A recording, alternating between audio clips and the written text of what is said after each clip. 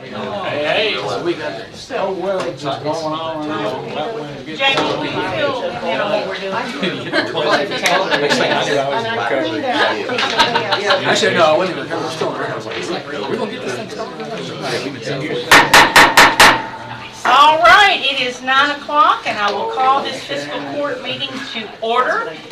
This is the January 28, 2025 meeting. And Madam Clerk, do we have a quorum, and has this meeting been advertised? Yes. All right. Okay, invocation. If I may impose on my fellow court members, I would like for all of us to just do the Lord's Prayer in unison, if that's permissible with you all. All right. Good. All right. Our Father, who art in heaven, hallowed be thy name. Thy kingdom come, thy will be done, on earth as it is in heaven. Give us this day our daily bread, and forgive us our trespasses, as we forgive those who trespass against us. Lead us not into temptation, but deliver us from evil. For thine is the kingdom, the power, and the glory forever. Amen. Thank you all very much. And we also want to send a praise note out for our IT director, Bill Nichols. He got to ring the bell yesterday, and he is cancer-free. So we're thankful for that. Yes. Thankful for that. All right, if you all will stand and join me in the Pledge of Allegiance, I will lead that today. I pledge allegiance to the flag of the United States of America and to the republic for which it stands, one nation, under God, indivisible, with liberty and justice for all. Thank you. You may be seated. All right. Okay, approve the minutes. We have two sets of minutes. We have a January 14th regular meeting, and we have a January 17th special call meeting. We can approve them separately or together. Make a motion, we approve both. All right, I have a motion by Magistrate Cullen, second by Magistrate Bodner. Any discussion on the minutes? Judge, just one clarification. There's not yet legislation introduced about lab-grown meat, which would be in competition with our anything from poultry to beef, everything in between. But I've heard from Jonathan Shell's top executive, and he has turned the idea over to the attorney for agriculture, and we're optimistic that something might be introduced. Okay. I think it actually says that the legislation has been introduced, so. So is that just a Proposal. comment, or do Yeah. you want it changed to Well, reflect that? just to make it that potential legislation is pending or something. Potential like that. legislation, okay, Thank all you. right. Okay, so with that change, any other discussion? Are we changing the minutes because of a misquoted or because? I don't you think wanted I said some- that the legislation, if you'd go back and listen to the tape, I'm virtually certain that I said that it was under consideration or something to that effect. Because we can't really change what was. It won't change. Yeah. I just want to make sure, Yeah. we can't change meeting I minutes understand. based on. Okay, how about upon review of the minutes, if the verbiage is different, it will be changed, if not, it'll be left as is. That's Perfect. Okay. Okay. All right, any other discussion? Seeing none, all those in favor of the motion signify by saying aye. Aye. Any opposed, nay? Motion carries.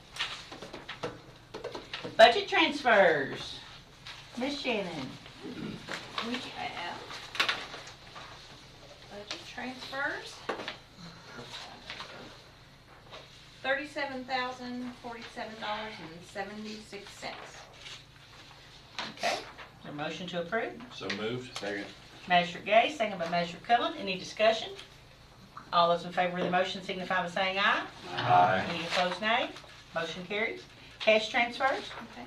I have one from the joint jail to the Boyle jail fund for $10,444.83.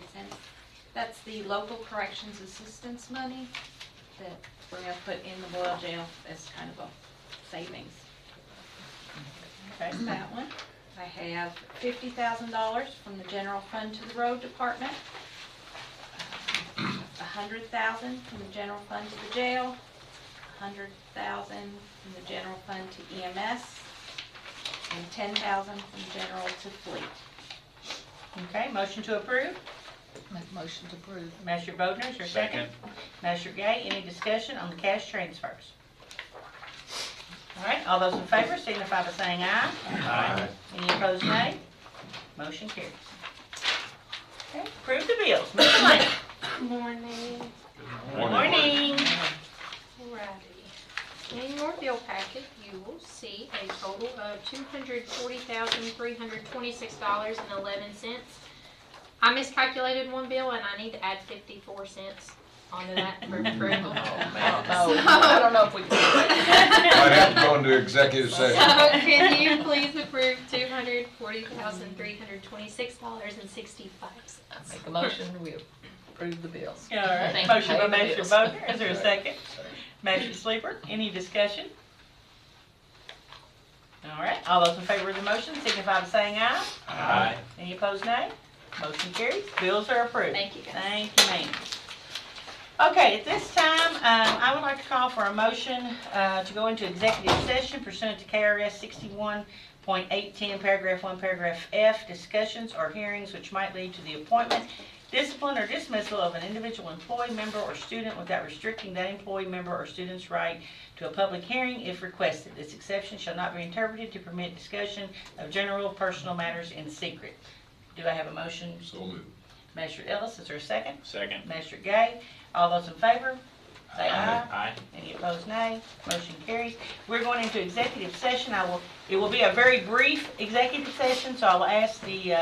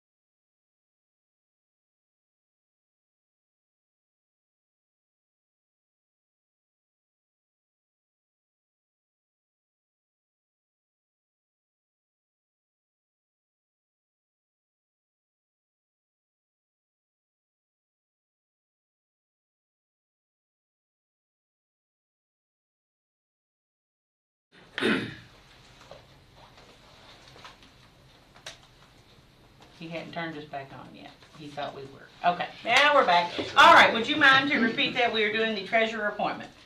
I'd like to make a motion that we appoint Shannon Green as the county treasurer to fulfill the current term and begin effective immediately. Okay, have a motion? Second. Second by Magistrate Cullen. Any discussion? I just think she's done a great job, and I'm thrilled to have her. All right. And I'd like to comment that it's wonderful to hire from within and long-term family Yeah. of Boyle County. All right. Okay, all those in favor of the motion signify by saying aye. Aye. Any opposed, nay? Motion carries. Shannon, if you will come forward, I will give you your oath of office and swear you in as the new treasurer. Okay, if you will raise your right hand. I, Shannon Green, do solemnly swear that I will support the Constitution of the United States of America, the Constitution of this Commonwealth of Kentucky, and be faithful and true to the Commonwealth of Kentucky so long as I continue a citizen thereof. That I will faithfully execute to the best of my ability the office of Boyle County Treasurer according to law, and I do further solemnly swear that since the adoption of the present Constitution, I, being a citizen of this state, have not fought a duel with deadly weapons within the state nor out of it, nor have I sent or accepted a challenge to fight a duel with deadly weapons, nor have I acted as second in carrying a challenge, nor aided or assisted any person thus offending, so help me God. I do. I will. Okay, this oath is effective today, and it will continue through June 30th, 2026. So, congratulations. Thank you.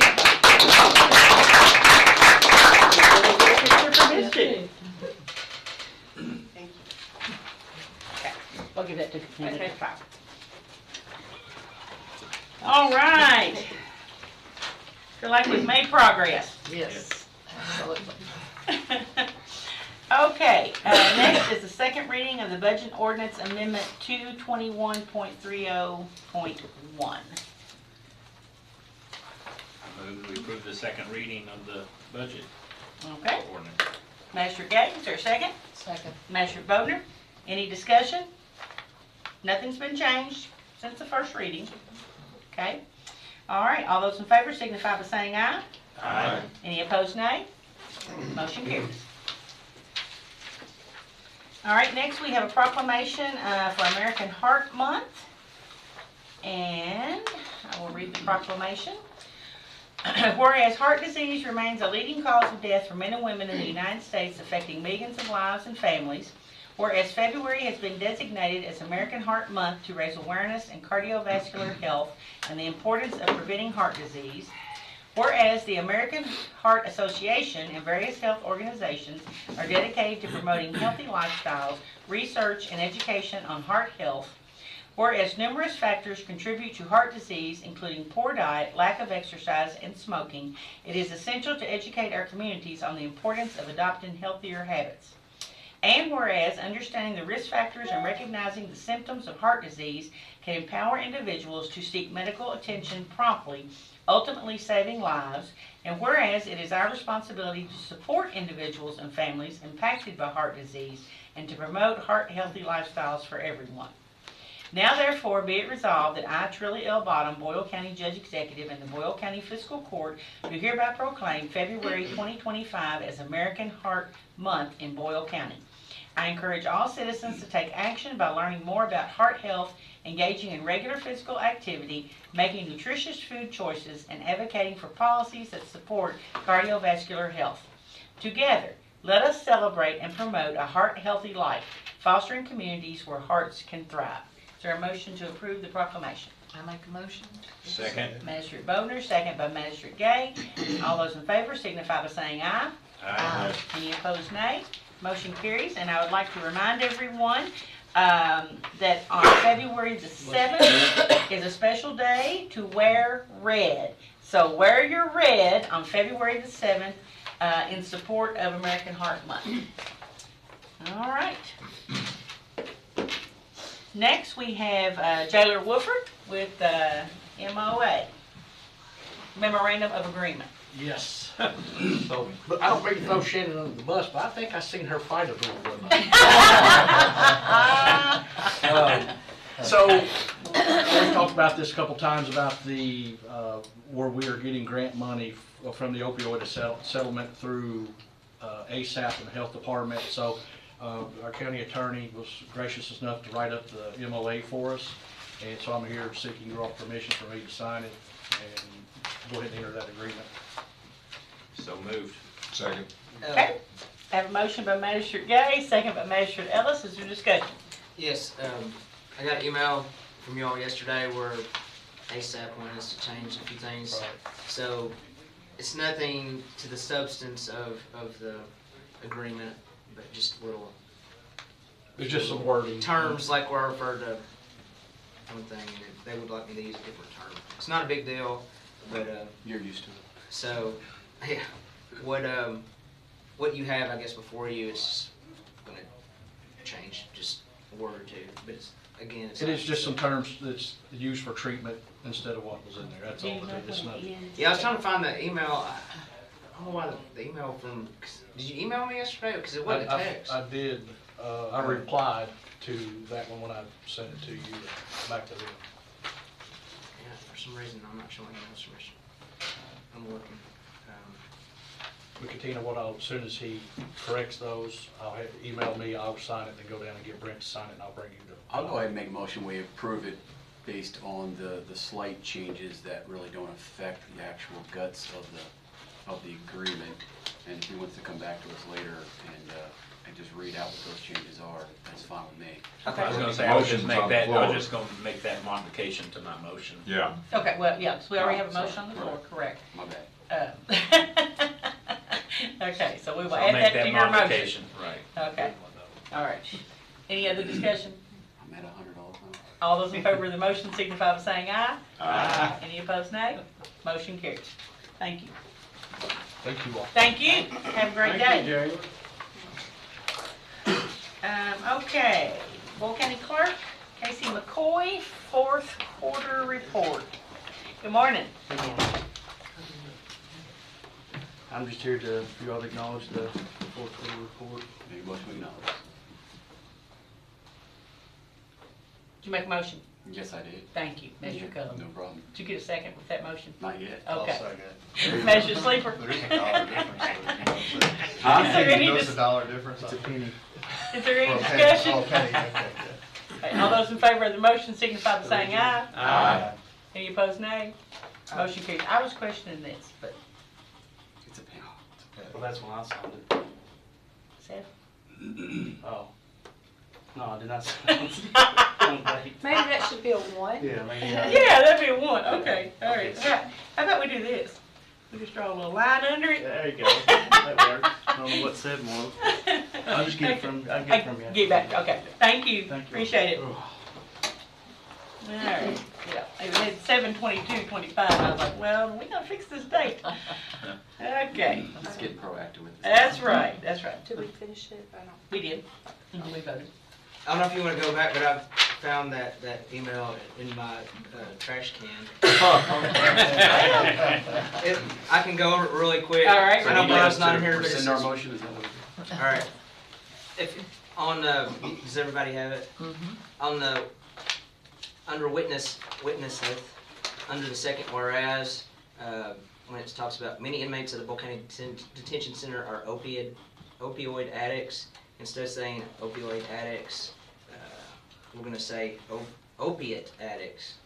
So that they wanted me to change that to opiate versus opioid. On this third whereas, the second sentence should read as this: to acknowledge that the funding comes from the Opioid Abatement Commission of Kentucky. ASAP has been granted funding by the Kentucky Opioid Abatement Commission for the purpose of providing MAT for those inmates diagnosed with OUD in the Boyle County Detention Center. Works for me. And it says there's nothing listed that providers have to provide ASAP. The two evaluations we have agreed upon. Oh, that's another question, but unless Shirley's name shouldn't have the S on it. No. And James Hunt is the chairperson of the board of directors, not the president. But when I look on the on the site, LLC, the Secretary of State has him listed as president. And that's it. Just wanted- Okay, I that think the doesn't motion- change. I think the motion that we had is still good. Yeah, it doesn't change any of the content. No, just changing words. Okay. And Judge, if I could, just on some clarification. Sure. So what they will do is they will cut us a check to the fiscal court, and that will go in under our line item.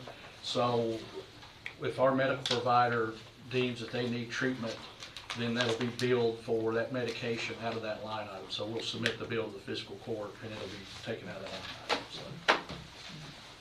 Thank you. Thanks for the clarification. Okay, next up is Parks and Rec Director Tommy Barton. Good morning. Good morning, Good thank morning. you, Fiscal Court, for seeing us today. We're here to talk a little bit about the joint participation agreement. Before we do that, though, I would like to give you some ongoings of our Parks Committee. As you all might know, or may not know, Mark Morgan has served his term and is rolling off. He has been a lifelong Parks and Rec advocate. He's been on various versions of the Park Committee, right? Going way back, and he has been our chair since 2022. And he was very instrumental in this original agreement. So we would like to thank him for his service, and he is going to introduce our new park chair. Thank you. I appreciate the opportunity to represent Fiscal Court and the City Commission as a joint appointee. It's been a real honor, and along with Sarah Berry, who's been vice chair during this term, then we've focused on two main points. One is the July 2020 Memorandum of Agreement that this body and the City Commission entered into that clarified decade-long confusion, and we have dedicated ourselves to implementing that and following it fully and allowing it to guide us in our actions. And that's been an honor. As a result of that, we were involved from the initial review of applications for a new Parks and Rec director when we had over 50 applications, and to the final selection of Tommy Barton. And I think the item that we're most proud of is our role in selecting Tommy as our Parks and Rec director. He deserves and has earned a lot of respect and goodwill in our community and has rejuvenated our Parks and Rec department. So thank you for the opportunity to serve. It's my honor to introduce Sarah Albright Berry to you, who will be the new chair. And Sarah may want to... Oh, I don't have anything fancy to say. I know most of you, I look forward to working with you guys more, being here more. So I'm just ready to, so we've got a really great staff at Parks and Rec, and I've got really big shoes to fill with Mark leaving, so I just appreciate all the kind words he said, so. Great. Thank you. Congratulations. Judge, point of privilege. Sarah comes from rather remarkable Kentucky stock. A fellow named Mickey Chandler was my colleague for years at Blue Cross and Blue Shield. A fellow named Happy Chandler, governor, senator, and to me, of the greatest importance of his remarkable career, the commissioner of baseball who brought Willie Mays into baseball. And Sarah has those genes, so welcome. Fits right in with Parks and Recreation. Yeah, that's right. I'll bet you Judge. guys didn't know that. No, I didn't. If I could, I do think that Mark and Sarah and all of this deserves a round of applause.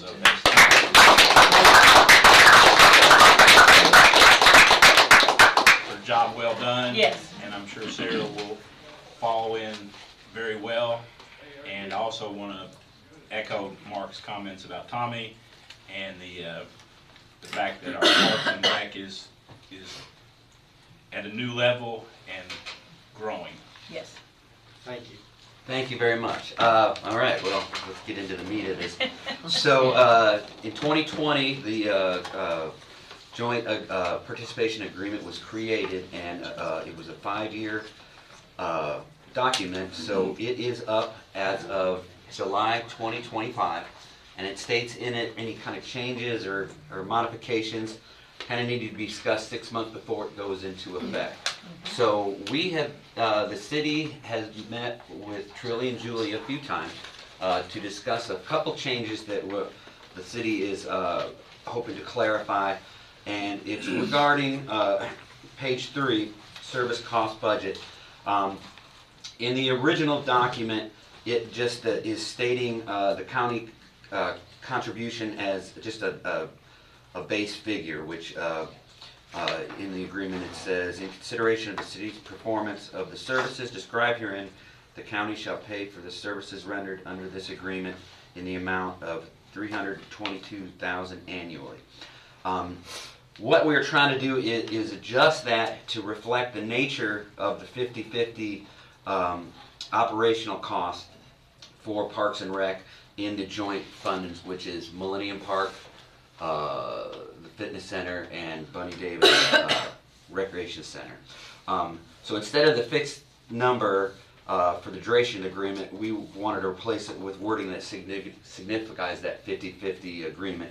Because as we all know, in the last 5 years, the cost of goods, services, and personnel has skyrocketed. So it doesn't really reflect the growing need for inflation and the cost of living. So does this mean that you guys are giving us half of Bunny Davis and half of the pool? Well, it was in that original agreement. That is, it's those But we three. we don't own half of those.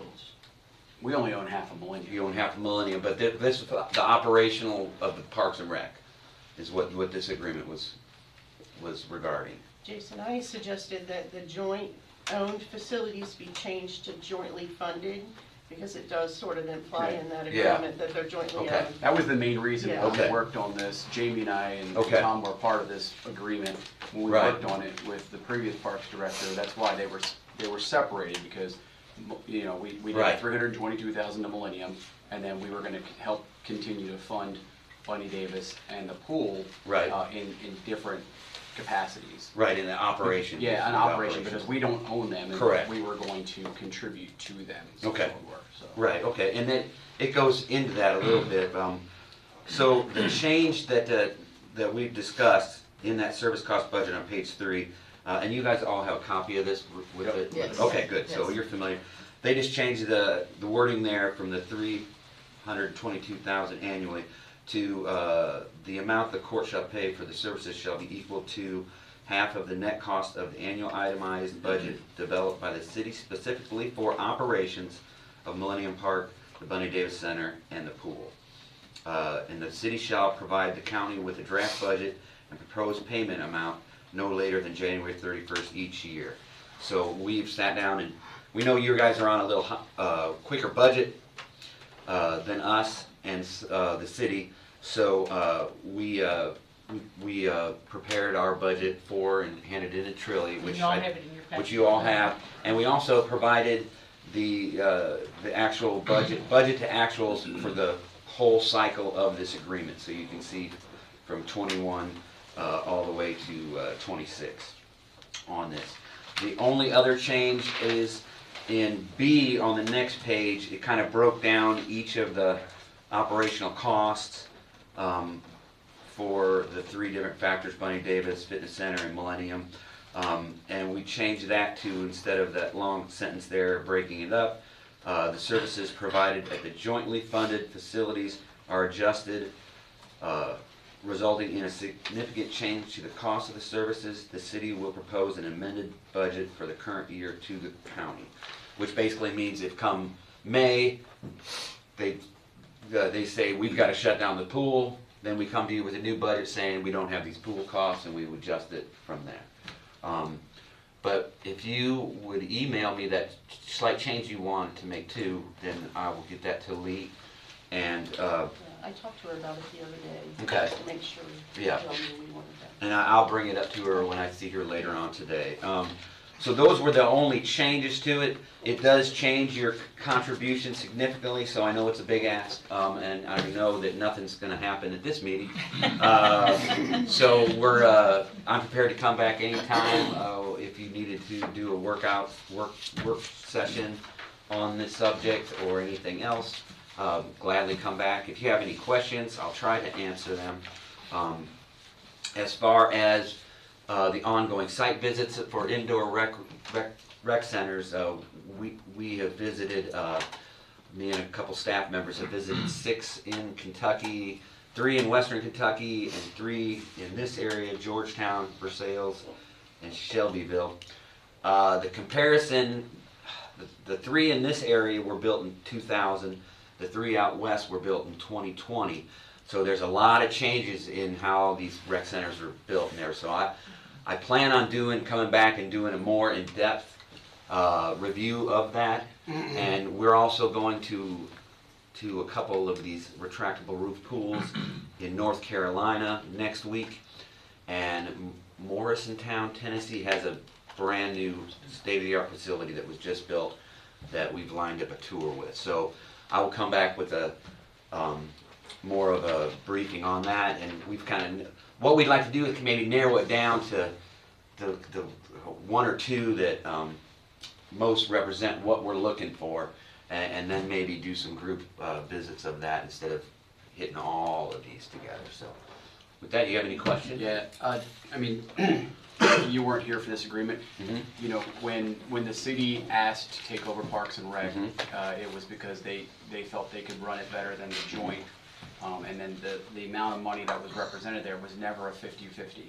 Okay. It was, you know, it was that this is what our contribution is. So Mhm. that's an important thing for not only you to understand, but Well, also yeah. for the court. Right. Because part of that, we'll say, responsibility that they wanted to take it over meant they were going to, you know, carry most of the cost with that. So when Right. we're looking at this, I don't know if 50-50 is always going to be the way.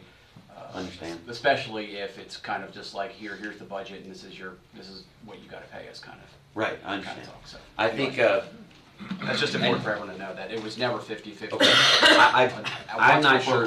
I'm not sure to believe. I'm not sure, but it came to. It was close to 50-50. That 322 at the time of that drafting, I believe. But I wasn't there. But I think that was the nature that they were trying to get to.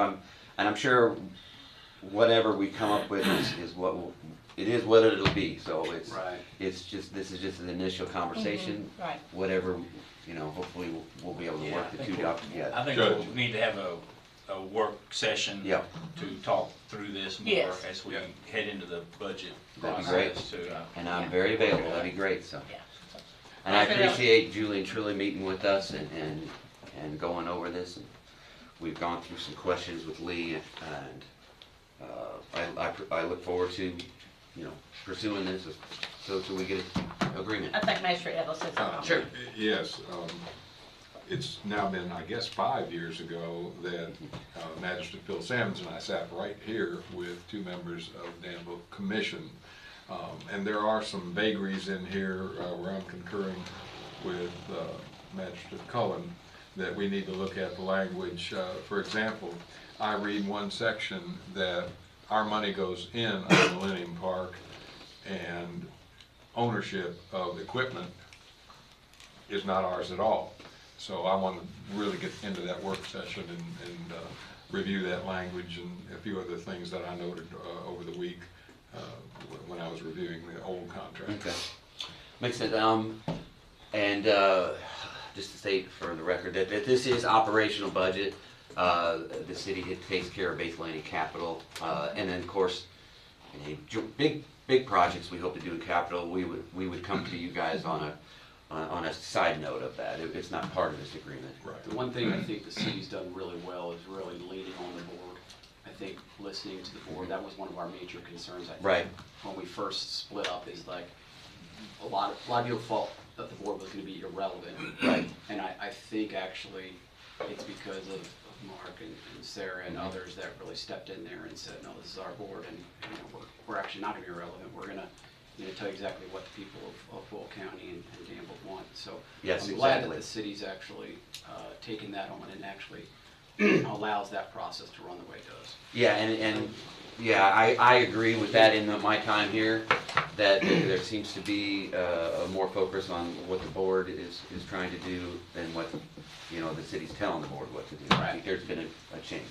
So I'm happy to facilitate that, and hopefully it'll continue. And we'll always advocate and push for that, especially if there's a large contribution coming from the county. Absolutely. That's what I want to say. I agree. Thank you so much. Tommy, thank you for the information. No problem. Appreciate Thank you. presenting, and we'll get together, and then we'll be in touch. All right, thank you very much. All right, have a great day. Thank you, Mark. Appreciate it. Yes, thank you. Thank you, Sarah. Yeah. Go pound some rocks, Sarah. I will. All right on cue, you're up. Am I up? CDA Chair, Terry Crowley. Couldn't time that better than I You're tried right on to. time. Thank you. Actually, compliments to you guys for moving so fast today. Rocking and rolling. I usually show up and have to wait for a while. Let me get my glasses on. So, I'm Terry Crowley. I'm the chair of your Economic Development Authority. And I really just wanted to come in and give you all an update where we are. So I'm going to give you a little history.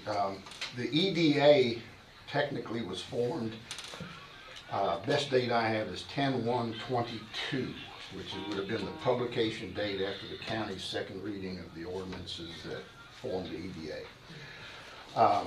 EDA is formed, KRS 65.210, etc., is basically authorizes what are called interlocal cooperation agreements, which means the city and county can get together and do something like this.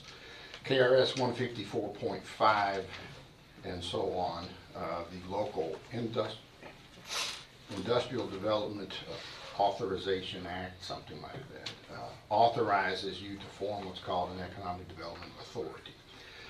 Our purpose, paraphrased, is to acquire property and develop property for job growth and economic development in the county. And so, fast forwarding a little bit through the formation, I took the chairmanship in June of 2023. Prior to that, we were the primary applicant for what's called the KPDI, Kentucky Product Development Initiative, Round 1 funding. And the grant application was to acquire a tract of land from Norfolk and Southern Railroad on the bypass, which you all know about. That was officially completed in June of 2024. Closed on that property. That grant was worth $744,078. It was a 50-50 match, so the city and county combined to match that amount. You all split 50-50. We successfully acquired 79 acres, and as part of that project, we still have to build a road. We've got to get across from Stewart's Lane, across the floodplain up into the property that we purchased so that we can actually market that, and the intent is to market that to a heavy rail user under an agreement with Norfolk and Southern. And we kind of talked about the details of that. So we did successfully acquire that piece of property. And then also in 2024, we approached the city and county both to acquire an additional 201 acres on the bypass, but on the outside, which was called the Reading Tract. It is approximately from Denyo, continuing around the bypass toward Parallel Road. And we did successfully close on that property just at the end of December. With you all set. So the city and county essentially formed this group to acquire property, and we've done so. So we now have put 280 acres of additional industrial, or I'll tell you the zoning in a second, 280 acres of property in the inventory for the city and county for the purpose of economic development. The second acquisition, 115 acres of that is zoned industrial, approximately the 50-50 on the balance of that, so 45, give or take, acres, 40 are 50% of that is commercial, agricultural, and the other 50% is residential. So the next step in the process is to put together a plan for that property. And what we intend to do is look beyond that in cooperation with this group, the city, planning and zoning, and try to put together a more forward-thinking plan. Where are the roadways, where are the infrastructure need to be, from the Pearl Road intersection all the way around to the industrial park. Because getting that infrastructure and those roadways correct the first time around is going to serve us very well for the next 30 years or so. In other words, we're not going to want a lot of private driveways off of Pearl Road, that kind of thing. So that's one of the next steps, and of course the other is to build the roadway. So again, this is an update for you guys. I don't think you should have to ask me to come in. I'm going to come in here and kind of tell you where we are. It's been very successful. We've added inventory to the property. We do have challenges going forward. The road is going to require some additional funding. We're waiting on the last reimbursement of about $260,000 to go into our bank account from the KPDI Round 1 project for the roadway. But even though we have purchased major materials, including the culvert, the bridge wall, whatever they call it, we bought a lot of the major materials for that project. We still have to complete the project. So we will most likely, when we have an estimate of that, be coming to the court and the city and saying, this is what we need to complete that project in the spring. So congratulations. We're moving in the right direction. We did snag a couple hundred acres adjacent to the industrial park, which is land that we really needed to secure. And so I think we've done a good job there. I think Magistrate Gay has a question or comment. Just real quick, on the road, and you are talking about the road to the rail. Stewart Lane, Right. correct. And so with that, and that is the amount, because I know we had a little bit of this discussion in the finance committee meeting the other day, is that we have currently a line of $250,000 in our current budget and to the EDA, and is that money that was? I would speculate that you all, that we were, you do your budgeting a little different than right, than the other guys. So I feel like that was what we set aside for the road project. Well, that's correct. We set it aside in reserve for that or other items that might come up. I went back and looked over and rewatched some of the stuff and looked up some of my notes. It was never just like, you know, it's yours to come in and ask for, like, and just grab it. It's one that we set aside in case there was projects that came up. Yeah. Well, we knew that the grant application or the grant amount times 2 wasn't going to complete the entire project. So Yeah. you all did put that line item in. But it's Again, you do things a little different than the city does. Which Yeah. I'm not mind to say one way or another. But what we have got a couple things. We have an appraisal of the right-of-way area required for the property that you all have already bought from the Fred King Ford property on Stewart's Lane. We have an appraisal of that was done in conjunction with our efforts to recoup as much matching money as possible. In other words, that reimbursement money. So we have an appraisal of that. I asked Chris and also Stephen about the best process for acquiring that right away. Do you purchase it straight out?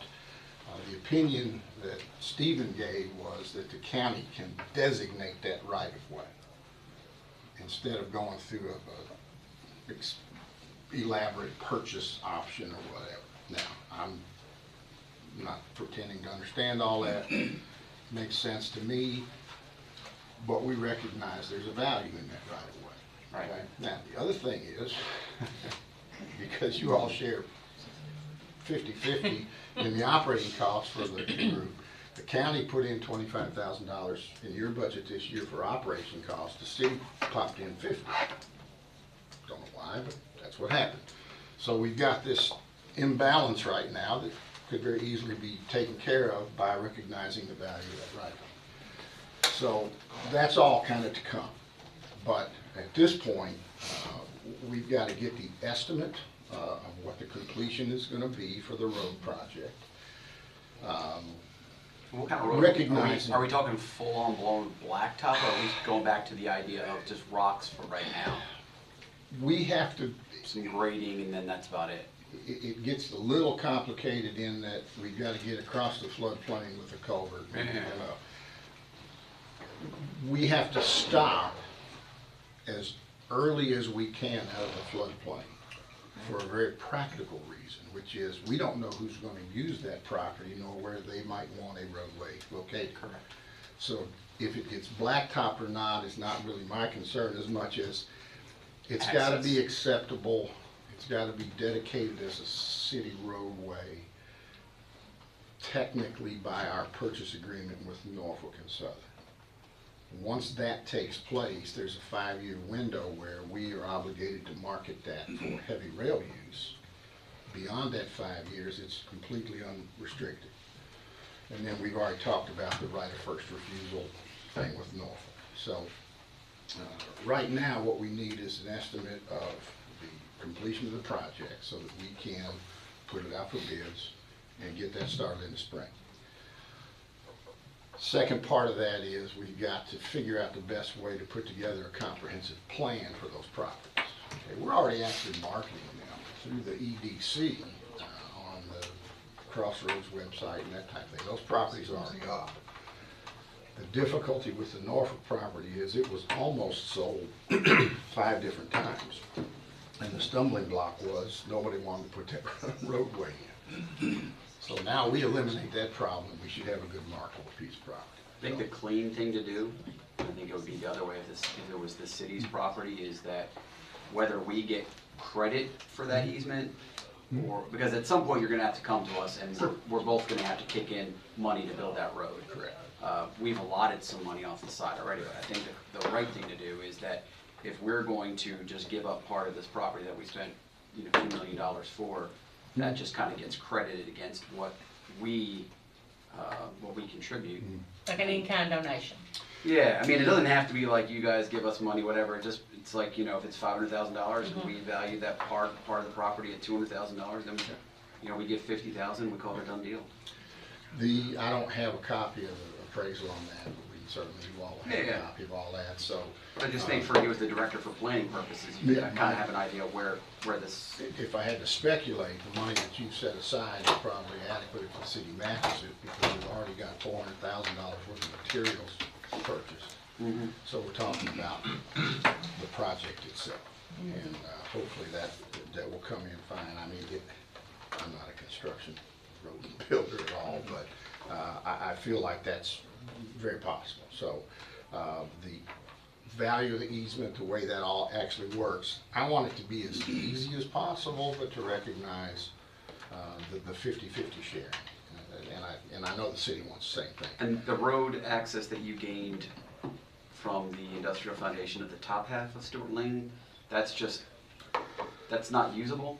It's floodplain, so that. You're floodplain all over though, right? They donated that to us so that, and this is again where it gets a little weird, so that we had a contiguous piece of property that would allow us to technically subdivide the tract we purchased out from the rest of the Norfolk site. We had to have access to it. We never had any intention of trying to put a road in there. It'd be a disaster to try to do that, but it's not particularly usable. It's a good bike trail and hiking trail track, but it's not usable. But that was something that the Industrial Foundation did to aid us in being able to keep the project moving forward. You have to have that to be able to prove you can get to your property in order to subdivide it. Does that make sense? Yeah. Anyway, so those are the sequences that have taken place. Again, congratulations. It's been, we're very happy to have that additional property in our hands. The additional thing that happened at our annual meeting, we re-elected the current officers, so Trilly is still the Secretary Treasurer, and the mayor is the Vice Chair. We will have 1 or 2 seats come up for reappointment in October of this year. But it's not yours, I don't think. I think it's, yeah, I've got a It chart. can be that mine shows if you all want of it. I don't know, you're not leaving me that quick. You're needed right there. You know you like that. I'd be happy to answer any questions I can. Could you Again, it's- provide us the, just whenever you can, just send it to Katina or Julie, the actual printout of the railroad property, highlighted with what we own, and proposed where you want the things to go, just so I think all of us have a good idea of it. Okay. There's a drawing existing that shows that approximate site with I think it's a 475,000 square foot building layout on it. We do have one group that wants to come in and do some kind of, I don't want to say free, but to show us their capabilities. They want to show some of the work they can do in terms of planning for that type of thing. We're going to we're going to let them introduce themselves to us, and we'll see what happens there. But yeah, we can certainly get you the plats and the tracks. Okay. Not a problem at all. It's 79 acres on the northern side, and it's 201 acres on the Reading side. So, Any other questions or comments for Terry? Very thorough presentation, thank you for well, the update. again, thank you all. It's, you know, we're trying to stay ahead of the game. If Yeah. we can, I think we're good with our inventory of properties right now. Now, you know, the trick is going to be to go ahead and Yeah. get plugged in. That's right. And get those, Get them sold. get somebody on them and use them. So, All right. all right, thank you Thank you very much. Have a great day. See you. All right, next up is HR Director Steve Griffin. Bringing us some bids. Some bids. Some bids. Okay. Good morning. Good morning. Good morning. I'm requesting that, you've seen the bids that we've submitted, but I'm requesting that Fiscal Court enter into an agreement with Paycom to install an HR management system package. The system will include a new payroll system and a new timekeeping system, both of which we desperately need, I think. But it will also add core HR functions in there from recruiting all the way through retirement. So systems that will allow us to enter and track benefits, reviews, performance reviews, training, and allow the directors themselves to have an idea of what's going on with their employees. Today, they can't see anything. There's nothing that they can see about an employee, typically. But with this system, they'd be able to fix tallies that are messed up. They'd be able to know what their employees are making. They'll know how their employees are performing, what training they've gone through. They can assign training to them. So it just will help manage our systems a lot better through HR. Be a little more responsibility on the department head side. Absolutely. To be able to go in there and make sure that Well, they're- that's one of the complaints we hear now. Sometimes they don't have enough authority to do Yes, things. And yes. so this gives them a more, now there'll still be some controls. Mhm. You know, Trilly's gonna approve pay raises, you know, they can't just submit stuff, you know, so. But is there stuff on there that functions like, hey, it's time for this person to have their review? And, Yes. you know, and gives you the ability to see when their last raise was and kind of have They a can see corrective the action. whole life cycle of that employee. Okay, And, and the director can see that too, though, or is that The just? director can see that. Okay, yes. wonderful. The other thing that I wanted to mention, I almost forgot about this one, I know you'll appreciate this, Jason. With the new timekeeping system, we'll be able to track and to limit comp time earnings for exempt employees. Today, we can't do that. Jamie appreciates that more than anyone. Oh, Jamie. I'm sorry, Jamie, I appreciate it. In past years, call it a spade, we've had deficiencies in written commendations and criticisms of employees. Would the directors be typing in this information to where it's accessible? And then, if I'm correct on that, what levels of confidentiality would be assured by the system? There'll be controls as to, everybody won't have access to everybody. Trilly will have access to everybody, I will, but if I'm a director of, say, if I'm Mike over here, I'm only going to have EMS people that's reported to him. That's all he'll see. Will Employees there under. be training to say, Uh-huh. you shall, after your review of a given employee, write something in there so that we never face some of the circumstances that we have in the past where there was pretty much insufficient evidence of need for discipline?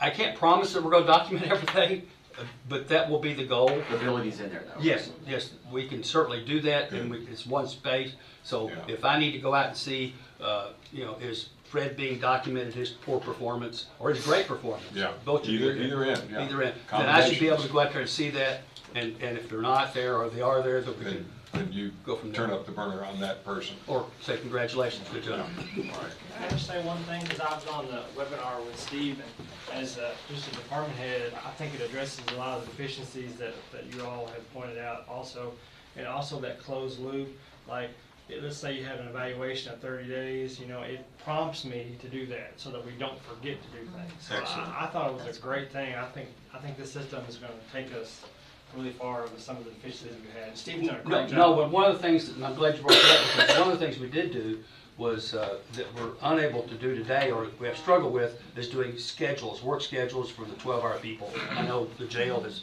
struggled with that sometimes, and I know Mike's Yeah, heard that. we're still doing paper schedules. So, but yes. Awesome. Thank you, Director. Okay, and I know you pointed, just to clarify Okay. on, obviously, we're not required to accept the lowest bid, but this is not the lowest bid, but the best bid. And so The best- you're yeah. confident that this is the best The bid best and the bid, best the system? main thing, there's another company that I liked as well. One thing that made me decide on this one was the way they're doing training. Everyone else's training is by webinar and offsite. These people are coming in to do it. And I met with two companies. I met with two companies. One was Denyo. Talked with them about it. They used the system, and they did come in. They promised they'd come in and do the training. They did. And then I talked on the phone with the city of Georgetown, who's using the system, and they're both satisfied with it. So the price includes the on-site Yes. training? Yes. And then will there be like an annual service agreement type fee, or? There are like that? there are some minor fees like for if we do garnishments or something. Okay. There's those are add-ons as they're needed. Okay. Can I ask why we're not getting the full bids on these? We're just getting the spec sheet instead of, like a tabulation sheet instead of actually seeing? I've got, if you'd like to see the bids, I certainly We share. always in the past have received the full bids, Okay. which kind of gives us an idea of like what we're getting. There were 7. Yeah, there were bids. 7, One and is- that would have been a lot of. They were like real thick. Which, if that's what your preference is, we Yeah, I will mean- certainly provide. I mean, that. all I'm seeing is just numbers with Yeah. no like, Yeah, know, this why is the all bids that in- much. why we're You're right. getting what we're getting, and a lot of these probably would be questions that would be answered. Okay. Another question is, so this, and I think you were, maybe I'm repeating what you said, Judge, maybe you asked this, but this is not an annual fee, is it? Is there an annual fee that comes along with this after we pay this fee? No, this is the fee annually. Annually, Yes. we pay this fee Yes. annually? Just like you're paying today for. Chronos, I think we were paying like $8,000 a month for Chronos, to be honest. I don't know what we're paying. It's not in my budget. So. 800, I think. I thought it was around We budgeted 22.5 for software, other Other expenses, software. and 40 Okay. for this. Yeah, I didn't know if this was like, obviously with that initial training and everything, there's that setup fee, and that's then right, if it yeah. goes down That's what I was trying to get to, yeah. after that. I thought that's what you were Yeah, trying to yeah. get to, but I didn't. I wanted to clarify that. So we as well. received 7 bids, is that what I'm saying here? Yes, Yes. This is very confusing. 7 bids. Okay. The NeoGov had 3 options. No, I get that, I just trying to Well, understand all this. The department head normally goes through the bids and they compare it to the bid specs. And then they recommend who they think would be the best company or vendor or whatever to you all based on the comparison between the bids and the bid specs. The lowest bid in there, and one thing that you don't see the specs, Jason, the lowest bid in there didn't provide a payroll system. Yeah, I know, and that's exactly some of Yeah. the stuff that we would see Yeah, I know. normally when we You're get right. our packets. it's detailed information about So exactly. you prefer to it's- have a copy of it's like- everything? Well, it's just like if somebody's bidding out one of the trucks, like we're buying a truck or something like that, we can look and see, it's like, if this was one of those truck bids, it'd be like Ford, Chevy, dollar amount, wouldn't tell us a year, wouldn't tell us like what it came with, you know. I think because this was a little more involved with the Yeah, bids, a lot. I mean, there is a It was a lot lot. of information in these bids, a I can lot. certainly share it with you. Most of us are pretty intelligent, we can look through and read some of this I'm stuff. just thinking and about paper and. There's no paper here, it's scanned in. Yeah, I understand, but it's a lot to scan in. It's just scanning 200 pages. It's a lot of, yeah. I feel comfortable with Steve making a decision because he's gonna be use it and you have somebody else, you had Mike with you, that was Yeah, with the training, I mean, with the, We don't even something need, that you we don't need to need. meet anymore then, if we just. I'll coming up with all I'll this make a stuff. motion that I'll make a motion that we accept staff's recommendation of Paycom for $39,384.50. I have a motion by Magistrate Gay, second by Magistrate Bodnar. Any discussion? Yes, being a software package, has our IT director been involved in the evaluation of this? I just say that because I've been the recipient of a software package before where IT didn't look at them and some things were promised that weren't doable, so. with the companies that you, Denyo, like you said, the Georgetown. city of Georgetown, Right. were our programs similar, you know, were there, Well, in Georgetown specifically, being a government agency. right, so But Denyo would be totally, yeah, possibly different. had to move from a more paper-based system, I think, to this, so theirs is a Oh. really dramatic Oh, change. yeah. Well, I'll amend my motion to basically state that the motion is contingent upon it being approved by our IT director I'll and second it, yeah. and matching within our system. Okay, we have an amendment to the motion to include letting our IT director look over the software package and make sure that everything is compatible. And second to that. Magistrate Ellis. Judge, I would very, very much like to compliment Magistrate Sleeper for bringing up that point because I've been part of 2 corporations that did not take that step, and each one of them, over a period, one 5 years and another 10 years, lost several $1 million because they had not consulted the IT folks, so thank you. And that paperwork is available if we want to come in and look at the bids. Absolutely. Well, It's always We're trying to available. be better about procurement. okay, so let me ask you this, they've mailed you in the mail these packets, they didn't email them So to I you? emailed it to them.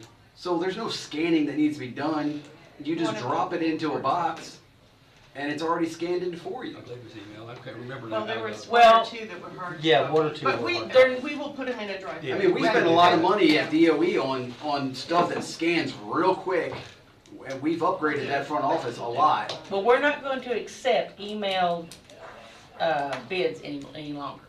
That's fine, but we, So it will be paper, booklets, yeah. that's fine, but it's not like they're taking like one page and lifting it up, but it scans it all in. We've got some of the best equipment out there from DOE, so I don't understand the pushback on this. I mean, I'm sorry that I want There's all no the information. pushback, I'm just trying to explain that they were thick bids. They weren't just a 1 or 2 page. We can Bid. read beyond 1 or 2 pages. I thoroughly believe that you can. I'll call the I'll question on vouch the for motion. most of Thank us you, Magistrate Gay. Thank you. on All that. those in favor of the motion signify by saying aye. Aye. Any opposed, nay. Motion carries. We will have our IT director report at the next meeting to the court, Actually, to I'd rather everything. do that so I can enter into agreement and get this going. I'd rather him report, can he report just to individuals? He can. Send an email. Send an email. Yeah. Okay. If he's I approved mean, it. folks, there's always the possibility that he'll say, this won't work, so, Yeah, there is. yeah.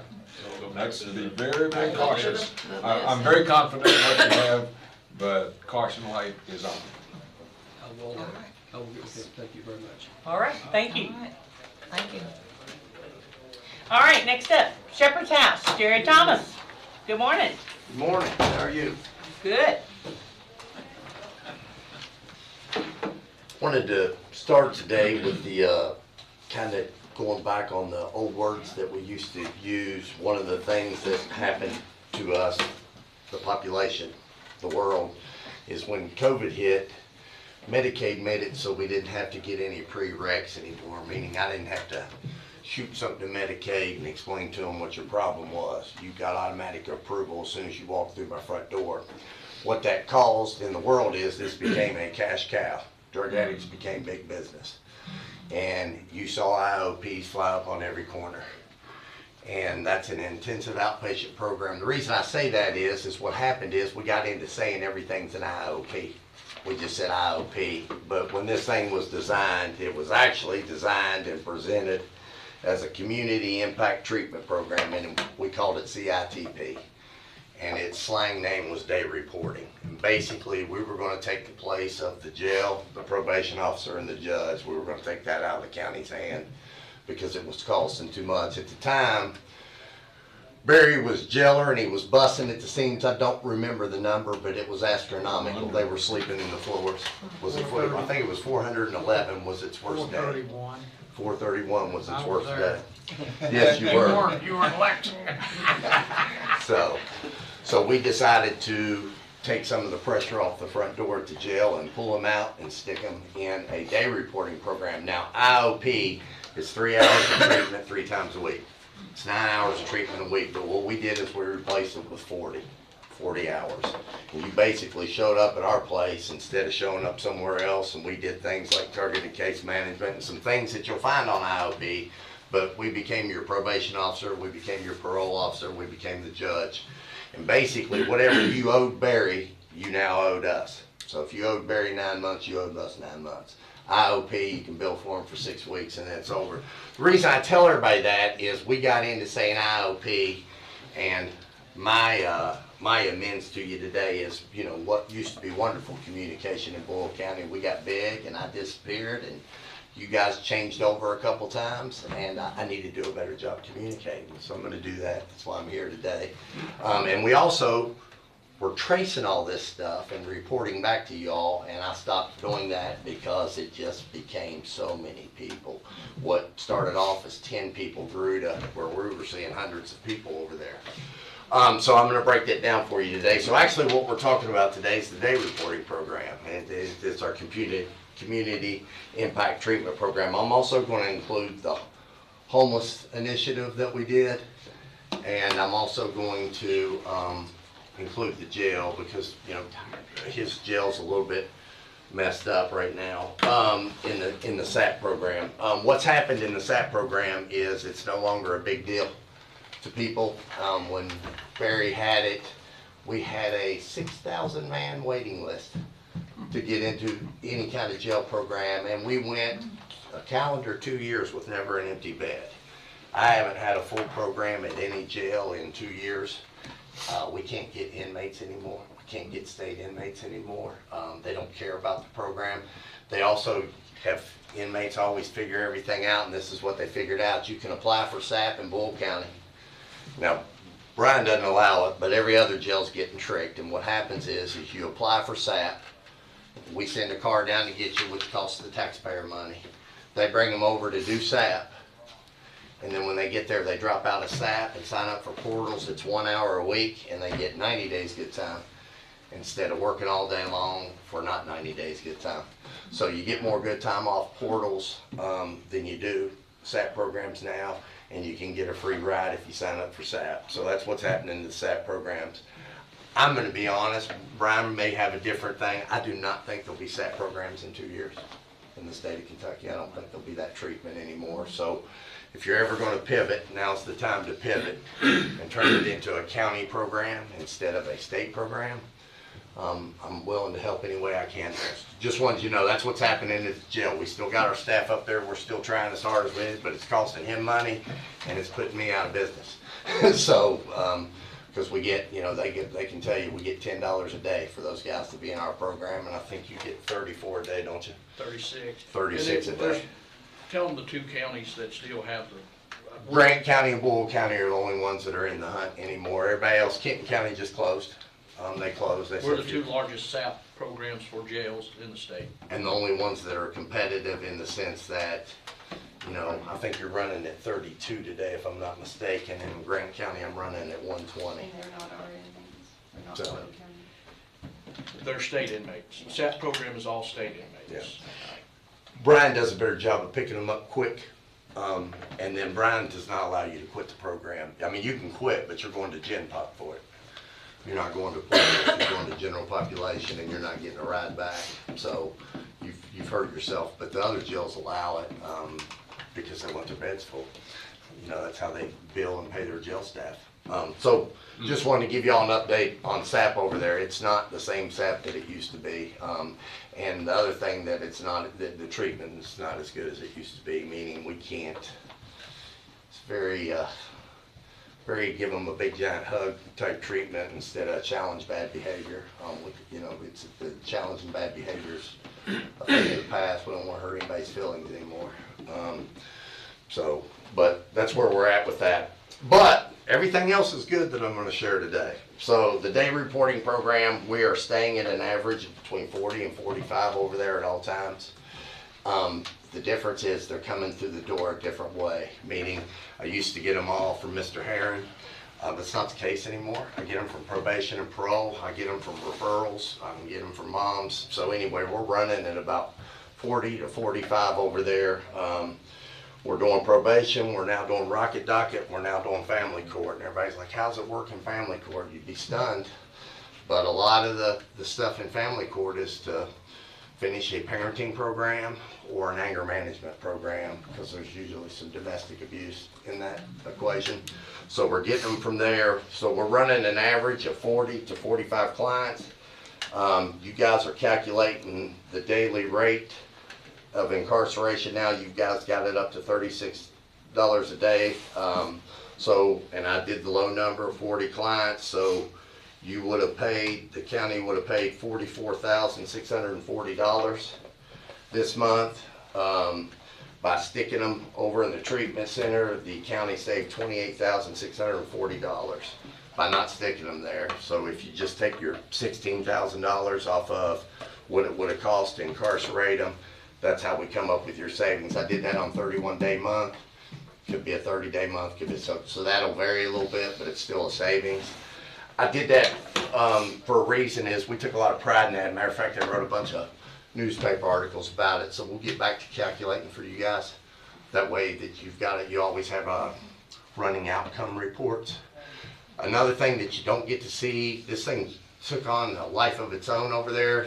We didn't realize how many people we would move out of the community. So what's happening a lot is you end up in this court system, you go to IOP, that's not enough, what we call IOP. You go to day reporting, that level of care is not enough, so we have to ship you to a 30-day treatment center. We then catch you and put you in our housing program in Lexington, and then you never come home. That still solves your problem. That's Lexington's problem now, but proud to say most of them do really well.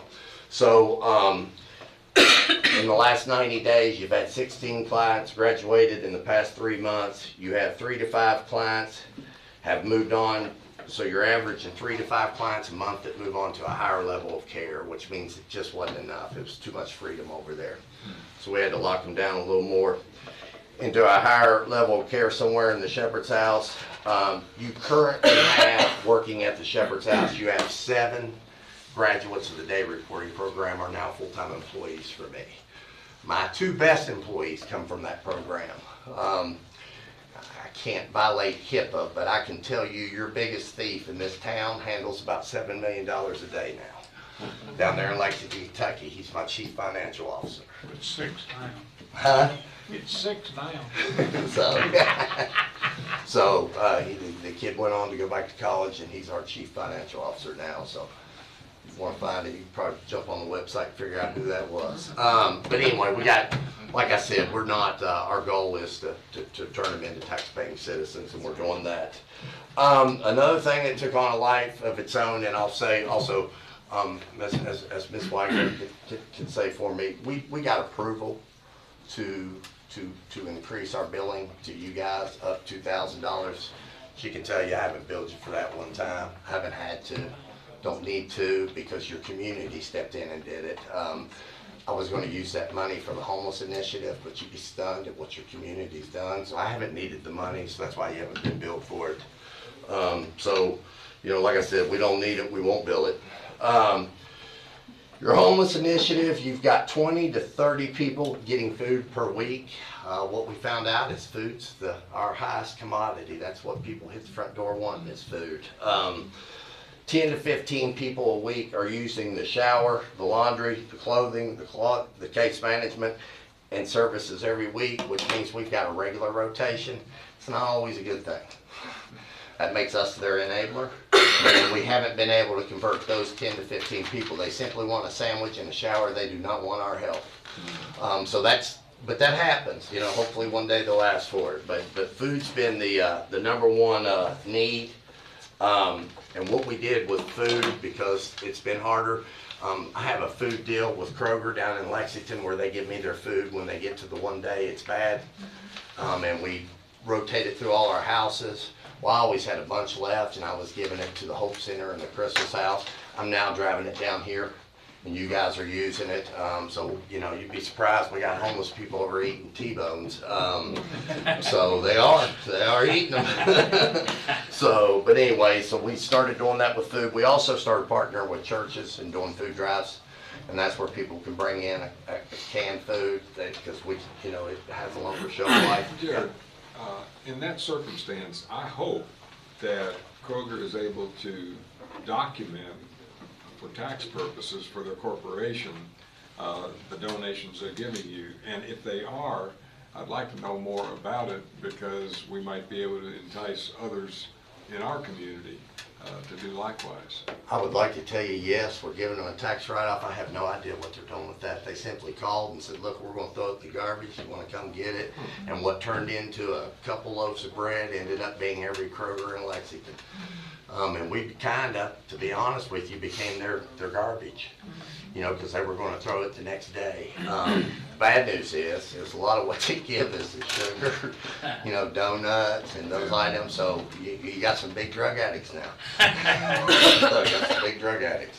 But no, you're right, and I will reach out. I'll say, let me see if I can help you. Because again, you know, we could be another spoke in the wheel of talking to groceries here in town and others in town.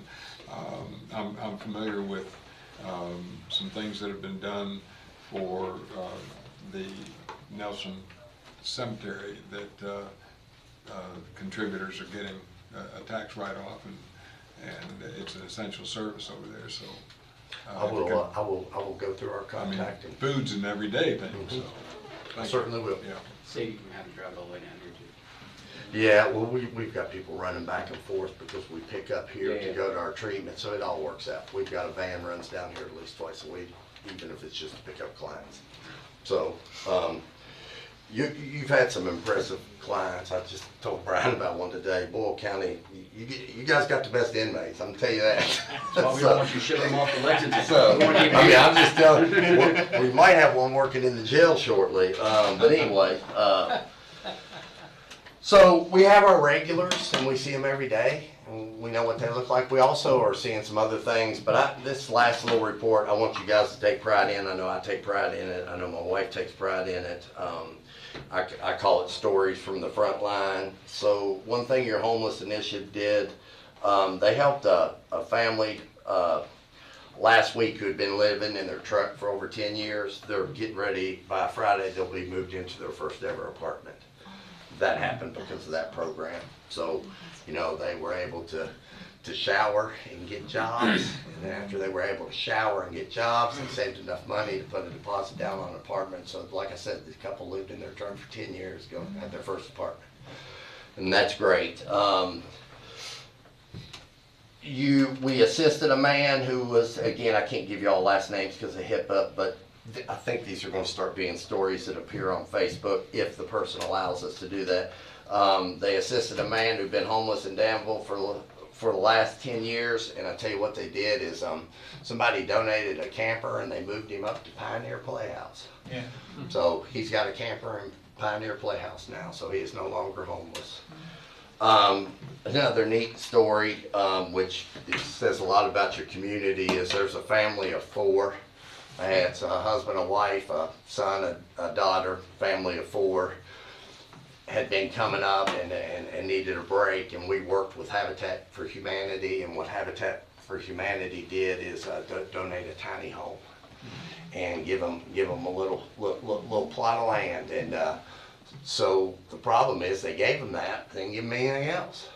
So now you have a tiny home, but you don't have a toilet, you don't have insulation, you don't have heating and air. Well, your community came together through the Shepherd's House and that program, and we went store to store and got it completely furnished. So that's a family of 4 that's no longer homeless due to your program.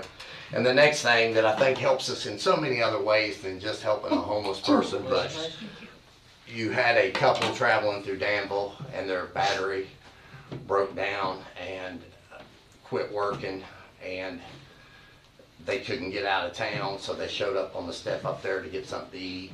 And we happened to have somebody who, from your jail, that was a mechanic that was in the IOP program, and he went up there and fixed the guy's car for him.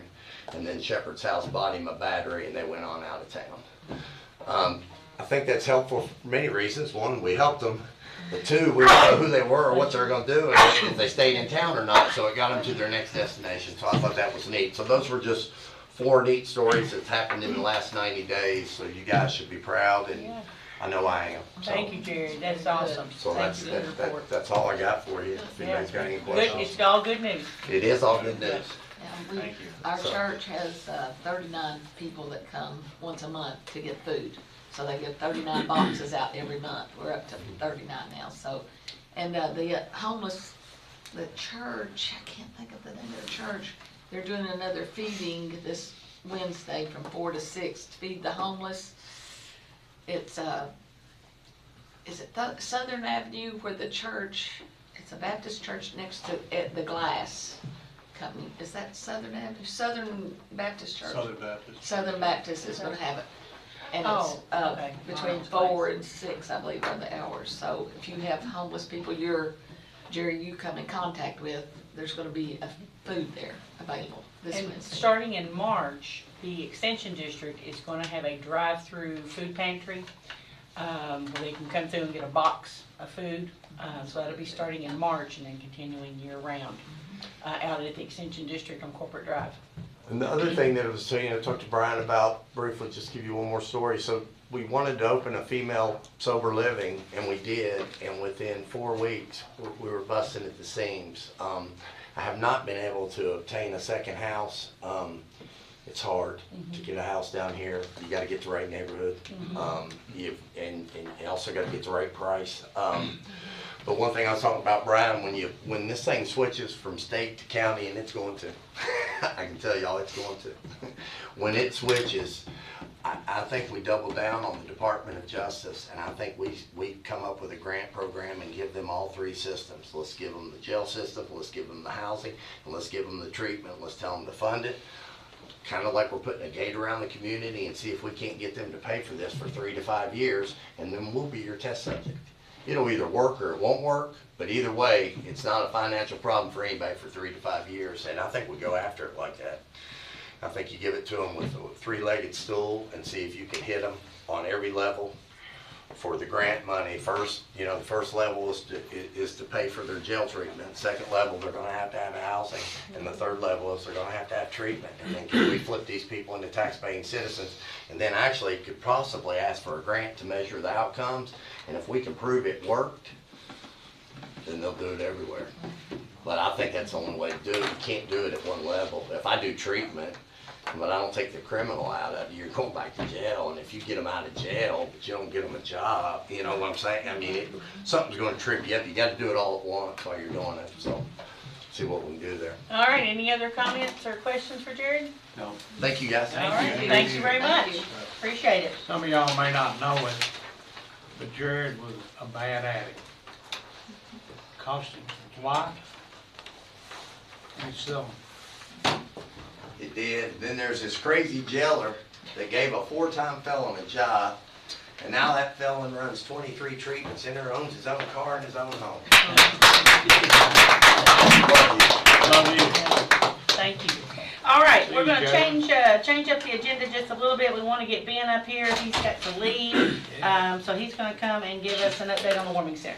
Yes, thank you for making the adjustment. My truck currently has no transmission that is working. I'm in my wife's car and she has to be at work at 11. So, and the state just showed up for a review. I'm glad you're here to hear.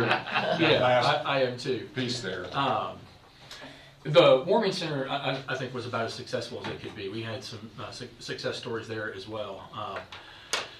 We are certainly more than happy as a facility to open our doors to the county as a whole for the purpose of that. You know, if you don't know, we do have a generator that will fire about a second and a half after power goes out. So that should never be an issue, knock on wood. So we're an ideal spot for as a location for warming and for cooling centers, or really any kind of emergency for that matter. I want to thank Brian Coyle at Emergency Management for reaching out and asking to use the facility, and he and I worked very well together to make sure that we're trying to put our best foot forward for those that need it.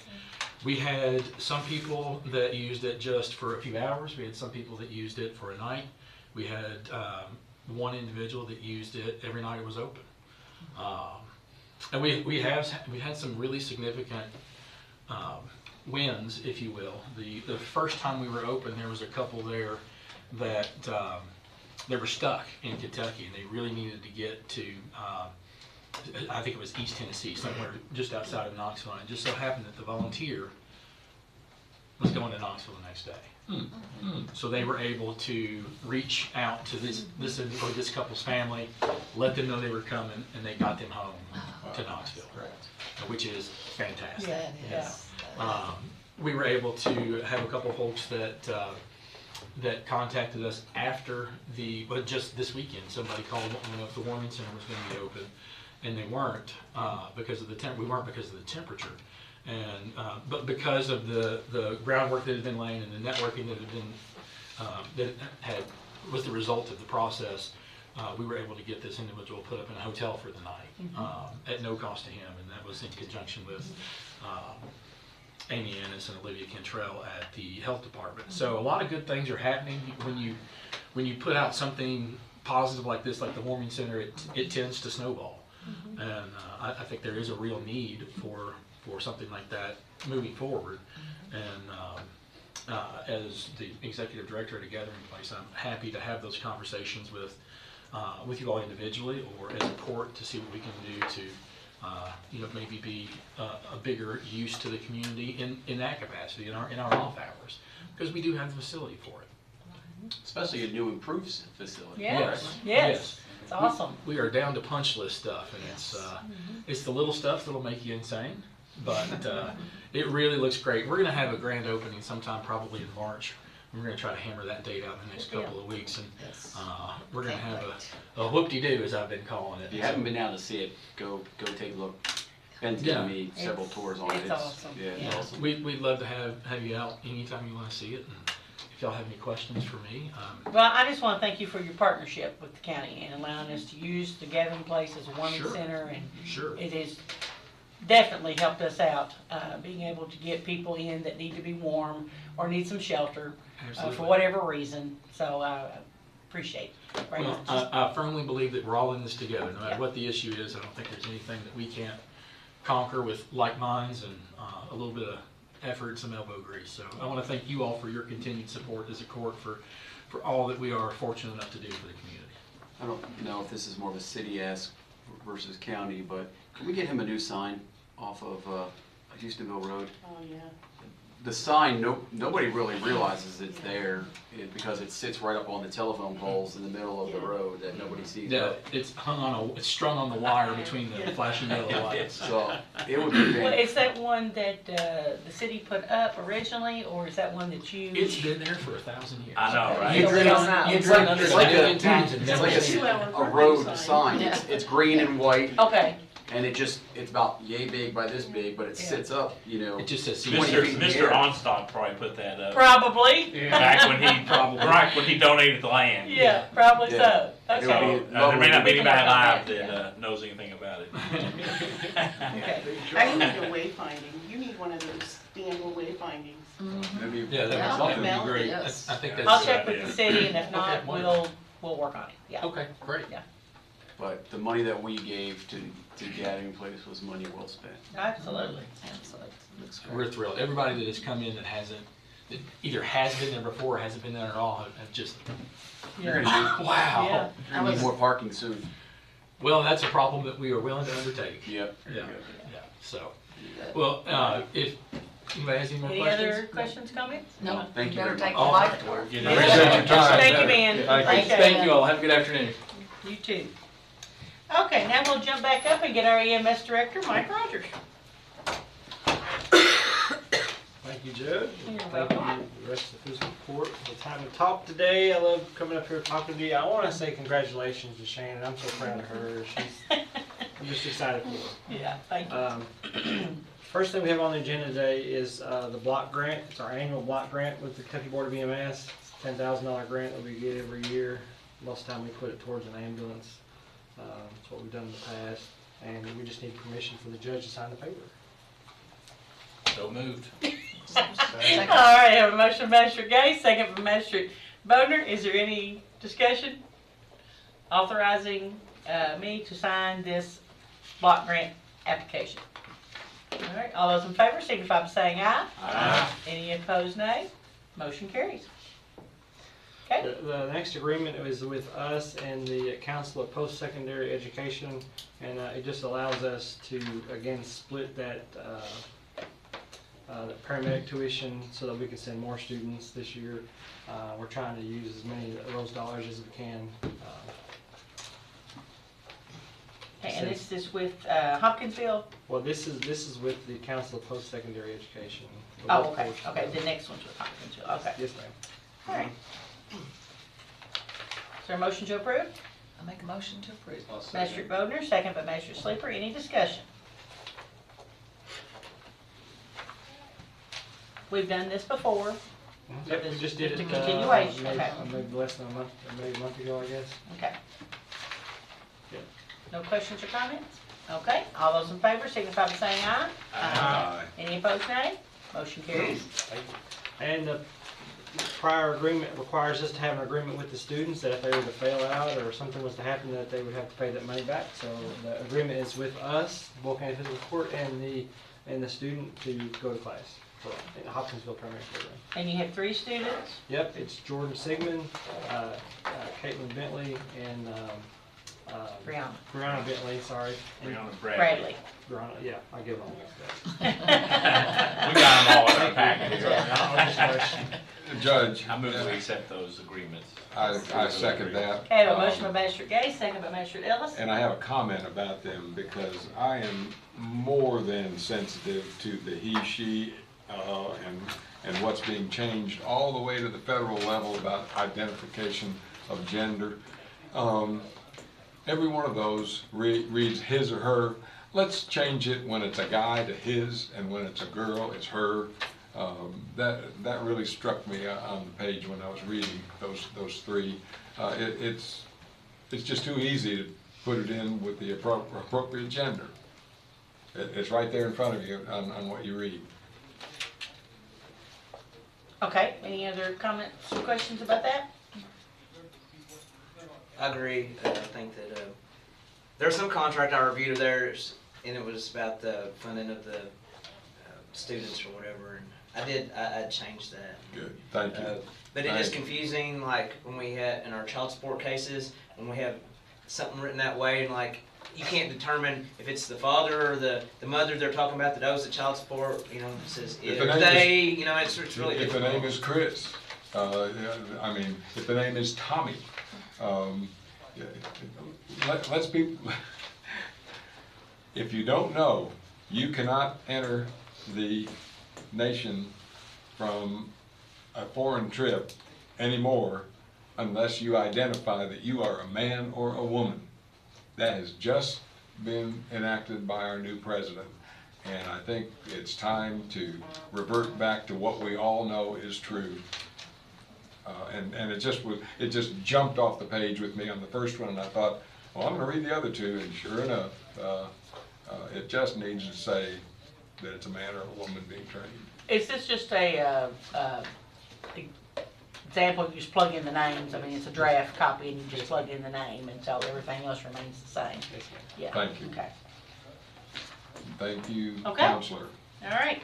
Right, yeah, it's just, when you say they, like in child support, for example, I'm thinking both of the people owe the support, and when actually one of them That's might, it's because a lot of times it's the father, unfortunately, that's the one that owes the child support, and to the mom, and but when you say they, I'm like, was it the mom that owes the support too, or is it the perfect dad? example. I mean, that's the one where it's most difficult for me. Yeah, thank you. All right. Any other discussion? No. All right. All those in favor of the motion signify by saying aye. Aye. Any opposed, nay? Motion carries. Thank you so much. That it? All right. Thank you. Okay, next up is our newly appointed treasurer, Shannon Green, with a settlement and a second quarter report. In your packets were the treasurer's monthly settlement for December. Awesome. Matches. And then I also included the Department of Local Governments signature page where I sent the second quarter report to DLG. And I haven't heard anything, so I would assume that everything passed just fine. Awesome. And then there's also the financial statement from the software. And then the summary file and the reconciliation file pages, those were sent to DLG.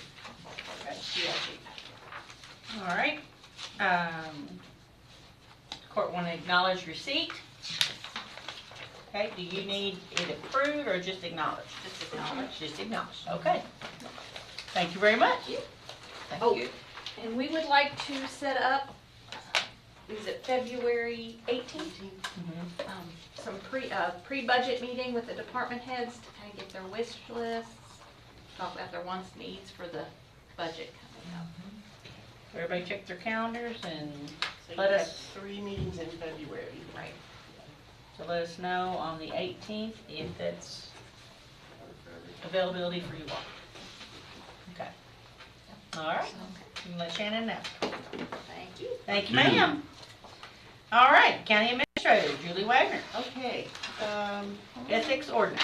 ethics ordinance. If you look at the attachment in your inclusion in your packet, there's a statement in section 18A that requires elected officials, once they leave office, you understand you're supposed to submit a financial statement for the year you just completed.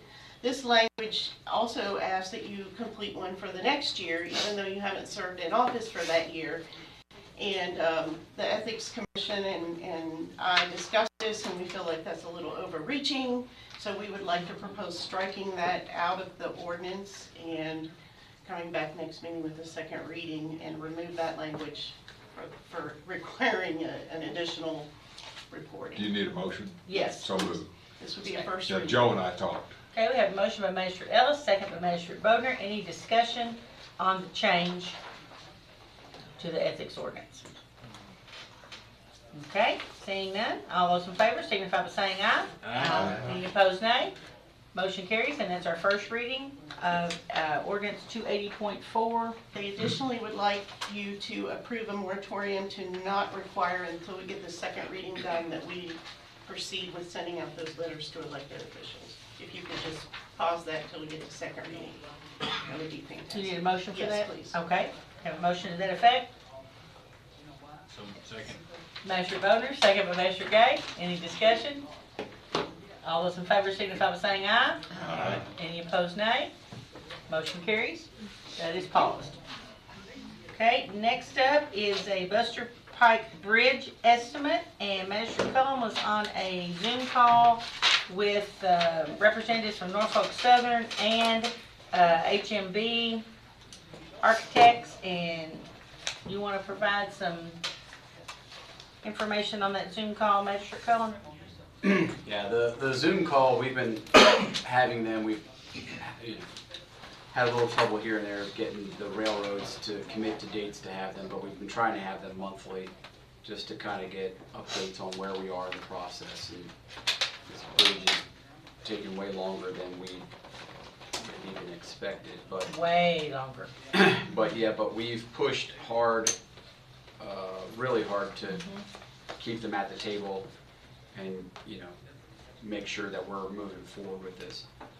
So we're seeing this as great news, especially for the people out there, that they've come to us saying that, you know, this is an estimate of what they think that Boyle County is going to owe once we start doing some construction here. Hopefully this stuff will go out for bid very soon. And we will see some metal going up on that gap very soon. But this is what they anticipate that we will owe back to the rail company for services or whatever. The nice thing about this is that they ended up giving Boyle County $200,000 originally that we've not spent. That's just been sitting there waiting for this project to start. So this essentially will just come out of the money they gave us, and we'll be able to move forward.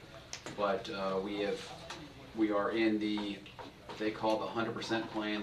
Sadly there's like 4 submittals they have to do. It's a 30, 60, 90, and then 100%. So we are at the 100%, meaning that there's really not much more that needs to happen outside of them saying green light, go ahead and start it, because at the end of the day it's still their bridge.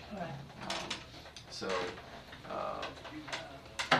our engineers over at HMB have probably, I think they've submitted 3 different designs because it's a short span that needs to, they need a good amount of height for it. So anyway, so this is what we can anticipate that we will have to spend once construction starts, and so just looking for approval on this to submit and get this project underway. We have to tell Norfolk Southern that we have approved this and that we are okay with the amount that they have presented. So we'll need a motion to approve the estimated cost. Second. Yeah, that motion's mine. So. Motion by Magistrate Cullen, second by Magistrate Gay. Any discussion? All right, all those in favor of the motion signify by saying aye. Aye. Any opposed, nay. And I will include the amount that they're proposing is $93,009. Judge, Yes. a question both for Magistrate Cullen and Mike. We have no bridge there right now, correct? Correct.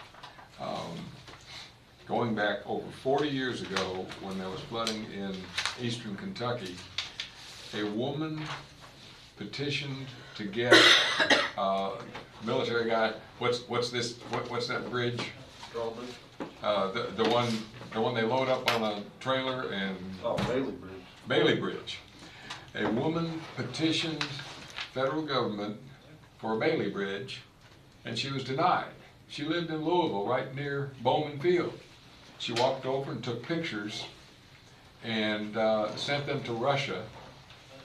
And believe it or not, the federal government changed their mind and got a Bailey Bridge into eastern Kentucky because that woman was smart enough to put pressure on them by asking for a Bailey Bridge or whatever the Russians had. Mike, we have a serious problem. Somebody has a heart attack. I'd suspect you could go to Bowman Field in Louisville today and see some dusty, snow-covered Bailey bridges. And I would like for us to formally check that out and see if we can make sure our constituents are taken care of so that they will have the ability to go over the top of the railroad between now and construction date. We would have to get approval from the railroad in order to do that. That would be the first step. That would push the whole process back because one of those Bailey bridges is not going to clear a train. Have we checked that out? Yes, because the amount of, they basically, the first rendition of what they had to do, this was going to be the bridge. Because there's so much of a height clearance that they need to do, it was one of these, and that's what's taken so long. They've had to change it, angle it, do it different ways to make sure that there's proper, the first problem was actually getting the railroad to give us the height that they needed because they had to fix underneath. And so if we go down that route, then we're gonna have to go back and submit stuff. I appreciate what you're trying to do. We haven't had anything out there for the last 2.5 years. luckily, knock on wood, where it's been an issue, I would hate to push this project back any. And not, I mean, your intentions are good, but please, let's just, we're Let right me there. ask for a clarification. Have the trains gotten bigger since the Bailey Bridge would be at an identical height or perhaps even higher than 2.5 years They've ago? changed their rail height twice, actually. Yes. They have gotten taller. Yes, and it's a double deck, they're basically double deckers is what they're trying to put through there, and that's why. Even now? Yes, that's why they needed it down, and that's why they needed it fixed, because it. I was hoping it was worth a try. Yeah, well, I appreciate it, but let's not, I mean, one thing I've learned with the railroad is they answer to no one. That's right. Do I know? We've gone to several congressmen's offices, we've gone up way high, and it's really, they don't answer to anybody, and I just don't want, we're so And we're close. so close, yes. We are we're so close. close. Okay. So just, Thought it was what I'll worth a ask is try. that you pray that nothing happens out there. Right. And that we're good to go, because this is, Yeah. you know, we're that close. All right. If it makes you feel any It's better kind of like too, light at the end of the tunnel. depending on where the house is, depending on which way we would come in. So we would know, as soon as we left the station, to go this way Yeah. or this way. Yeah. The only concerning part is that there's anything between those two tracks, and there's trains on both of those tracks. That's correct. So, Okay, thank so you. while it does happen, both get blocked at the same time, it's not as often as one is blocked. So they can come in and figure it out. Okay, thank you very much. Appreciate that, Magistrate Cullen. We vote, I'm sorry. Did we vote on that? We did. We did. We did?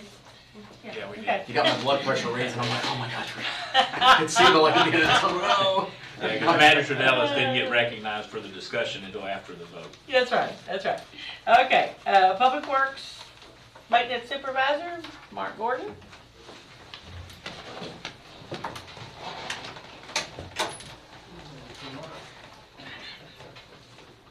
I'm going to give my continued objection on this. Again, we've got nothing, except the sheets. Hold on a second. Oh my goodness, Hold on. I shouldn't have questioned We've Julie been on working this behind the scenes over one. here. Don't you try to take credit for it. I'm not. A little mouth in Julie's pocket. I said Sweet we, stuff. she asked me and I said yes. Good That's morning. we. That's teamwork. Oh my goodness. Thank you, sir. Morning. Thank you, sir. How you are? Thanks. Oh, you the bestest. We going to recess while we review? No. I'm gonna ask what your recommendation is. Now, what I just gave you were, the bids on the, HVAC. Thank you, Julie. We had 3 separate, companies bid. We also took bids She knows me well enough. on the roofing. And we got 2 separate bids. Okay, so which one? Let's do one at a time, Mark. Okay, all right. Let's go through HVAC first. If you All right, don't what mind. we took bids on was on our HVAC. We had 3 separate companies give us, bids. What they are for the heating and the, what I call the work area, or production, and then the storage on both the recycling and the road department. Currently, we have gas in the recycling area. I've contacted Atmos Energy. They are gonna go and set a meter for the road department building. But we took, we got 3 bids, one from Code Red, one from Done Right, and one from Perfection. After reviewing all 3 of the bids, they're all the same but one thing. Perfection Group was actually the lowest bid, but if you will look on their scope of work down here, Which you've kindly provided us, thank you. all new heaters require exactly 5 PSI from the main meter. Well, what that does, when they guarantee that, they can run like a quarter or 1 inch line to every heater. But Atmos Energy does not provide 5 pound PSI, which they didn't do their homework. They only guarantee 1/4 PSI for each heater. So to get 5 pound PSI, you have to install a larger pipe to get more volume, to get a larger for each heater. They bid it with a small line, which you'll notice they said that if it's not, then the county has to pay for extra labor and extra material, which is a big cost when you go from a 1/4 inch or 3/4 to a 3 inch line. So their bid is not really apples to apples like Code Red and Done Right. And So so that's- you believe that it would be at or above the other bidders in order to accomplish that? Right, and they also put in here too that if the meter is not installed in the center of the building, to the front of the building, when Atmos installs it, that the county would be, they would pay for the difference in running the line on that. I've talked to Atmos and they said, no, we can't put the meter in front of the building because you're gonna use that for parking and that's not a good place to put it. So it's gotta be on one side or the other. So they would add, Perfection would add extra cost to us to run more line. So those are included in the other 2 bids. Well, Yes, the it's other not 2 bids necessary. are included in that, yes, ma'am. So your recommendation is? My recommendation is Code Red, which would be your next lowest bid. I'll make that motion. Second. Okay, we have a motion by Magistrate Cullen, a second by Magistrate Gay to approve the bid from Code Red for the heating and air conditioning at the North Storage Lane property in the amount of $214,800. We had Code Red at the jail till we got our outfit when we did the remodel. And they didn't compare to Code Red. We hadn't used them because we took a contract for 10 years. Okay. And they come and they do what they want to do, and they charge what they want to charge. Yeah. So the money up front is better, but in the long run, you pay a lot more. Yeah. Code Red will be there.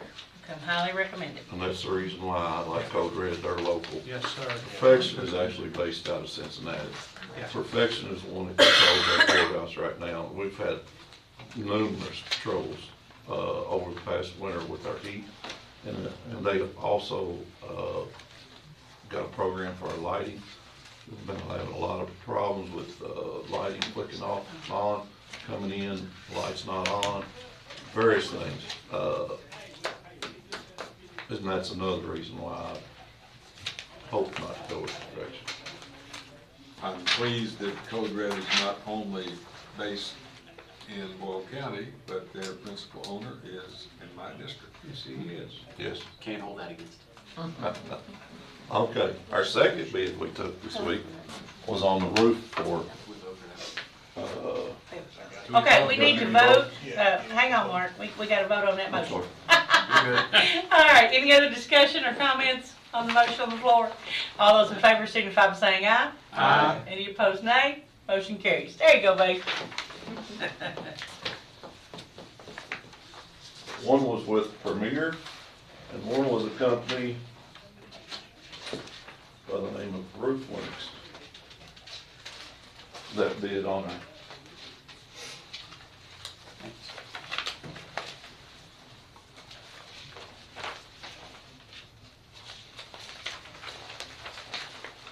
See, Magistrate Cullen, we do have paper.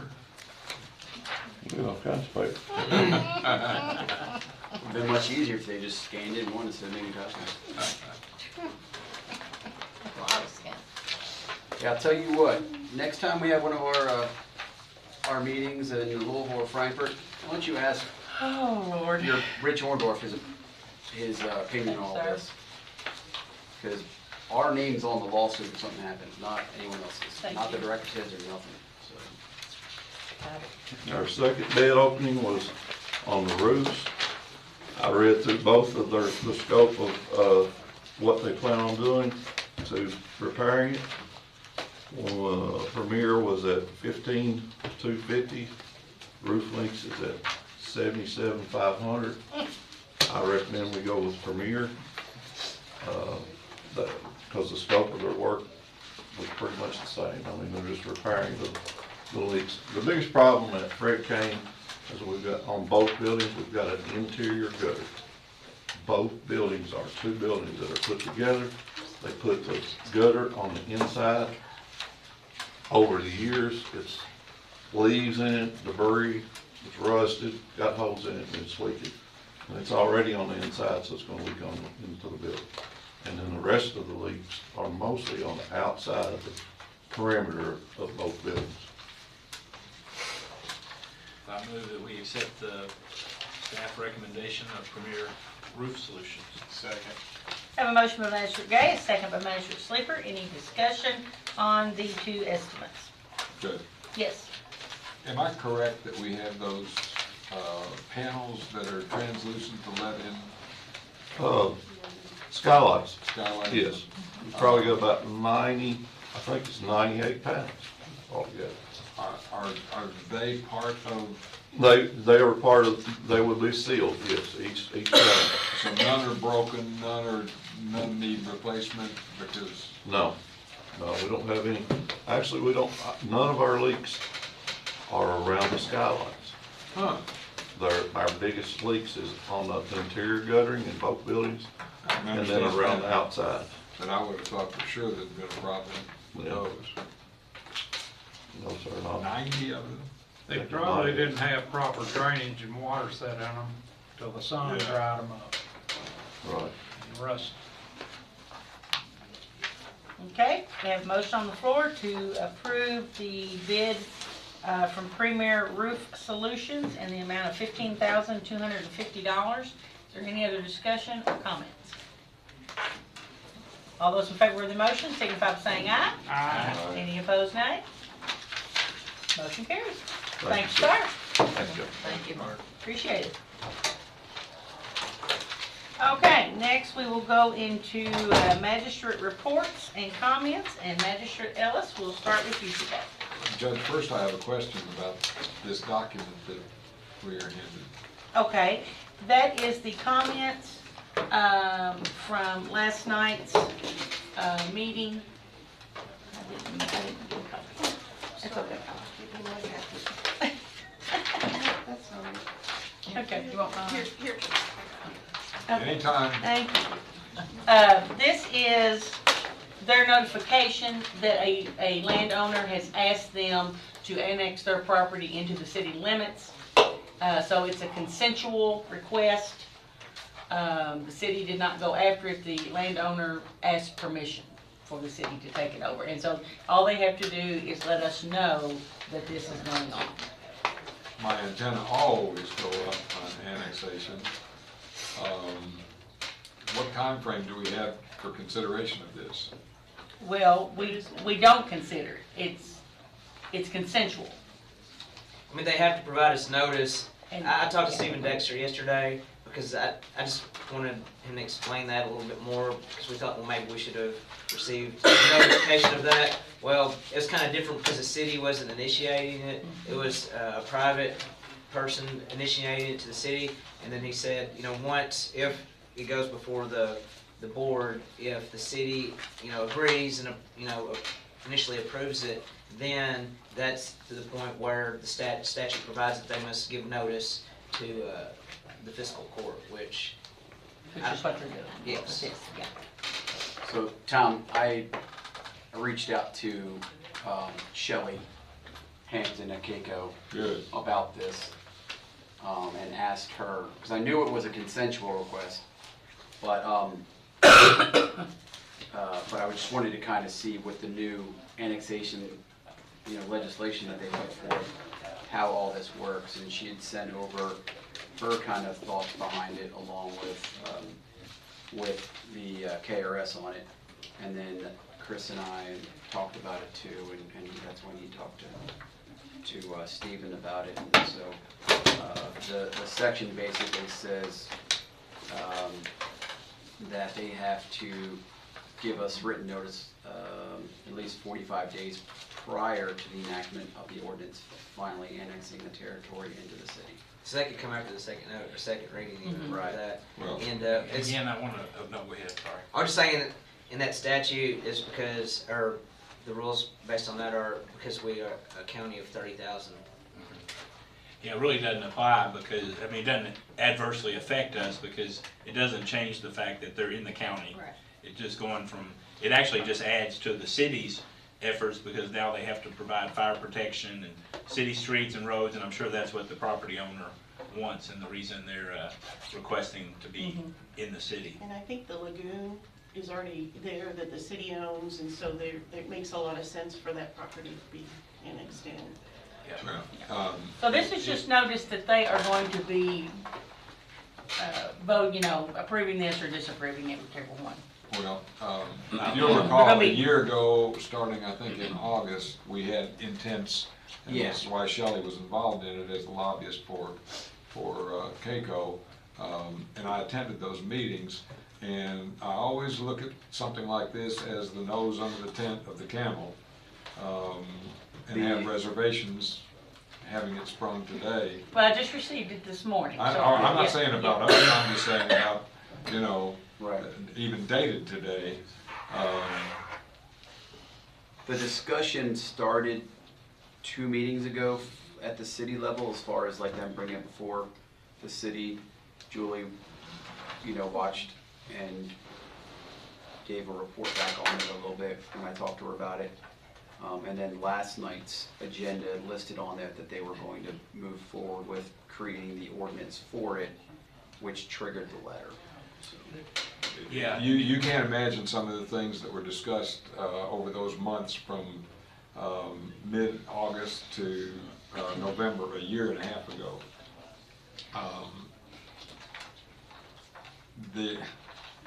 I'm not saying this of Danville, I'm just saying the chicanery that's been done for annexation,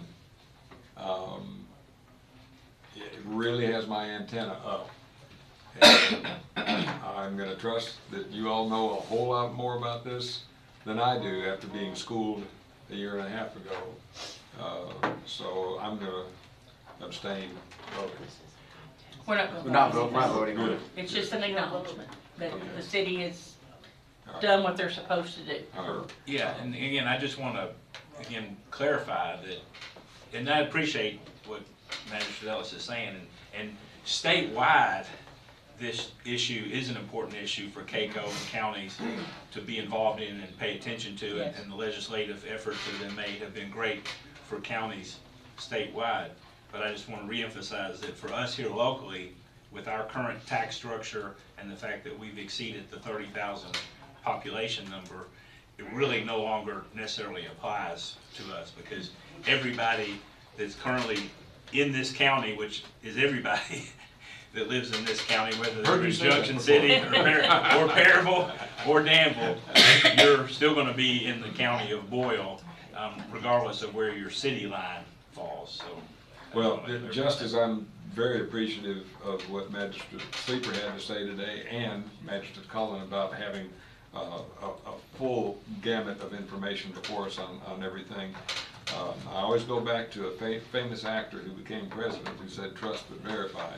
So if you all are satisfied.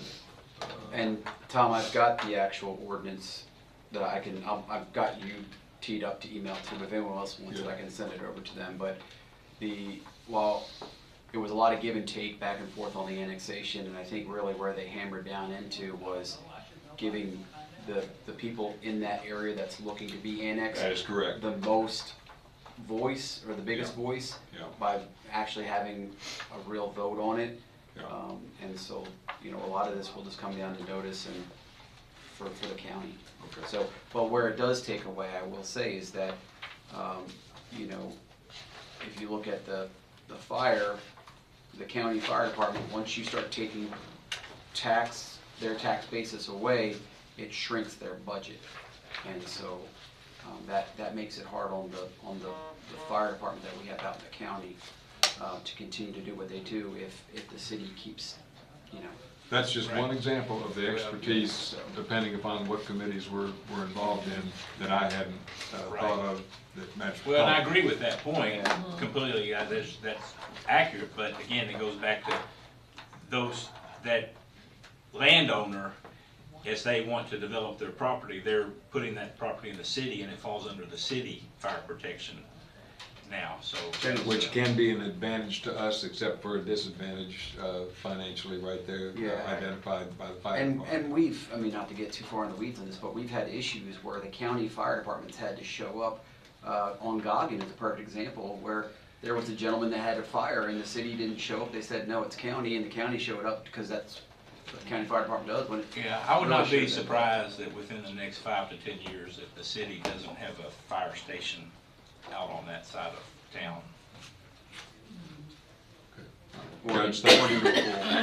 You're welcome, and we'll get back to our magistrate report. Okay, and you are really, welcome. it's something I identified last meeting, but I'll punctuate it all the more, and Julie and I are gonna meet today and talk about the Kentuckians for Better Transportation, because there are issues that we have to be very concerned about. Number one, essentially, and Judge, correct me if I get any of these numbers wrong, but the main number for proposed roads right now is proposals received by the Department of Transportation are for 104% of their budget. I don't know how that works. The issue that I'm gravely concerned about, because we had promises 3 years ago that all of Perryville Road was going to be paved 3 years ago, and it's not been paved yet. They went into detail about the fact that they can't guarantee all the 8s, 9s, and 10s, 10 being, man, that road needs it now or yesterday, to be paved. And then also RANs, you might as well not even consider this budget year getting your road paved. I have written all the way to Secretary Gray. I spent 12 or 15 minutes with him about a month and a half ago at another meeting. And the judge has copies of what I've written, making an appeal, because I could estimate, and Judge, I might have overstated it, but I don't think so. With about 120 people in the room, I asked for the opportunity to talk to the DOT people at KBT's session last week. And I said, we need special consideration because we're not an 8, 9, or 10, even though we've had promises for 3 years on Perryville Road. And I would conjecture that out of our $78 or $79 million of tourism every year, 30% of that might just be attributed to the fact that we are the Gettysburg of the West, and I gave them a little history lesson about that with the crowd in the room, about the importance of it and how it draws people into our county.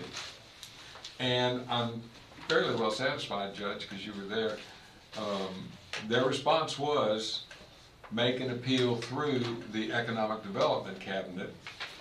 That's a yes or no good idea, because then you're spreading it out and maybe thinning out your clout, but I think we'll try to go and make it a positive statement that, you know, if we're sacrificing potential tourism, not to mention the aesthetics of a road that's now been improved about a month ago by patch paving, but not desirable to look at for us, let alone somebody coming in from Texas or Florida or the state of Maine as a tourist. So I will plan, and Judge, if we can schedule it together, maybe that fateful day on February 12th for other issues. But I will certainly plan to find out what the logistics are of persuading somebody from economic development to help us with DOT in Frankfurt, because it's just not not acceptable to keep going one year after another, and you heard me report on potholes, which they fixed after our last meeting. Separate issue, we have some curious winter-caused water breakdowns out of the Parksville Water District. You may have gotten some calls, I don't know. But I was halfway through the ball game Sunday night, and all of a sudden I started getting phone calls, texts, and emails because some are without water, some barely have enough to make coffee, let alone take a shower. And in examining what's going on, we don't know what's going on.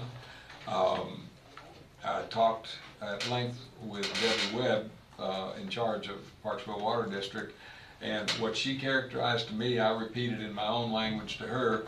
So you're telling me that if I were in Florida with my wife and one of our pipes burst, we could drain that wonderful new huge water tower on Perryville Road.